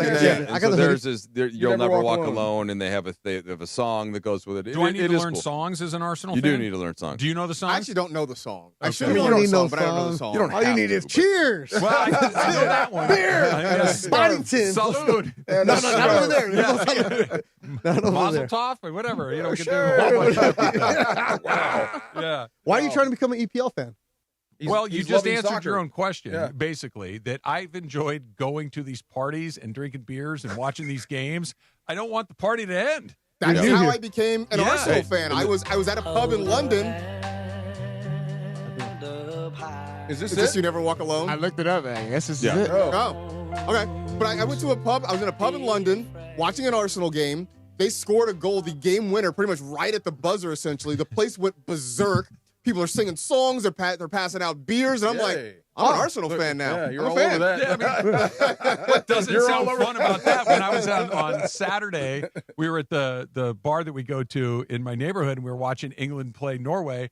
And the game itself was awesome, and both countries had fans in the place, so it was good. But when England won, they start singing Wonderwall from Oasis, Wonderwall. which is not that's a song, but I'm like, that looks like a lot of fun. Everybody's having a great time. Have a blast. Premier League is going to be the day they're going to throw it back to you. August 21st. So that's right around the corner. Yep. Yeah. Why not get into it's MLS? It's a long season, by the way. Why not get into MLS? It's right here. The passion feels a little different. A little different. Yeah? Yeah. Okay. Yeah. Although the LAFC fans are pretty LAFC crazy. games are fun. They're super fun. Next week, Sonny's bobblehead. We should go to that. Ooh. We've been to a couple of games. Yes, we have. together. We stuck in. No, it's a fun time. MLS is getting better, but it's it's a little bit like Team USA versus Belgium. I got like you. a little bit different levels. Now again, that was Team USA's worst performance. They're better than that, but the English Premier League is the NBA. That it's the best league in the world and with the best players. What's so fun about it too is what you just said, Trudell, about Team USA just getting absolutely smoked in that game against Belgium is they don't get to redeem themselves until for 4 years. Yeah. Like you got to wait around for a really long time to do it again. Like the Olympics. Yeah, like you don't get a chance to let's say that the Dodgers, that ball that Andy Posketch hits the wall, the Dodgers lose. Like, well, they get to play again in 6 months. Right. They get to try to go do it again. This you got to sit around for 4 years. There's at least there's a secondary tournament, right? And so sometimes the U.S. or Mexico, Canada get invited into the Gold Cup, which is the South American teams, and so that's every 2 years. And so as I've been telling you, the next World Cup-ish tournament is the Euro 2028. I can't believe that's going to be awesome. Sorry, Charles. I can't believe that this is happening. This conversation with you. Take me back to 1999, Bethel going to El Camino College, listening to the Rome show. Yeah, and it's just like, whoa. We've talked about this because I used to I loved if Jim I could Rome change, as a guy. you could change. Nobody made more fun of soccer than Jim Absolutely. Rome. No. And I asked Travis one time, I was like, was that a bit or did he really think that? It was or? both. Okay. I do think that the essence of it was a bit, but I also don't think he was a soccer fan I mean, at all. none of us were really like that either. I No, mean, I was like, I'm always been I'll watch the World Cup, but I'm not paying attention the other time. And it's here. It's That's here, what it was. and I'm here for the party. Yeah. And the games, and I don't know if this has been a It particularly. says your shirt. You got cocktails on your shirt? It's got martinis and Little shakers rollback? and bottles. Very nice. Look, I got a lane. I'm in the same one. I know what I like. I know my role. I love when it. Geeter was doing his game of games the other day, one of the questions was he invented a cocktail when he was over in Hawaii, and it was had these different ingredients in it, and there was multiple choice what the Geeter ingredient was, and I got it right, and it just was basically just a blind guess, but because it was the alcohol one, he goes, when in doubt, if it's an alcohol Ask question, Travis. go with Geeter. Dang right. And I'm like, because what he just said, I'm like, that sounds really good. Yeah. Like a Well, little you've pineapple been orange dubbed guava a in that thing. ball knower for soccer now. Let me tell you about this thing called the Worthy Splash. Ball Oh, I know that one. You maybe have never heard about it. Worthy Ireland Splash. turned me on to it. No way. John knows about the Worthy Splash? You got to be kidding me. As in Big Game James? We were Ireland says it every day. playing the one of the times where John and I were competing in one of the station things, and we're making the turn. He goes, I'm going to get you a drink. I'm like, that sounds good. He goes, I'm getting you a Worthy Splash. I'm like, what's in it? He goes, don't worry about it. You're going to love it. He was right. Tequila pineapple, right? It's tequila and pineapple, and it's it's every tequila 11-year-old and Mexican has that. That sounds pretty good. It is. I would suggest making it a double. That sounds pretty good. You hear me, DeMarco? Yeah, look at you. Look, we're going to put a little squirt in that, too, Little maybe? poquito tajin right there. My favorite move with the michelada too is when you finish the first one and it's got the pepper and the horseradish and all the stuff at the bottom.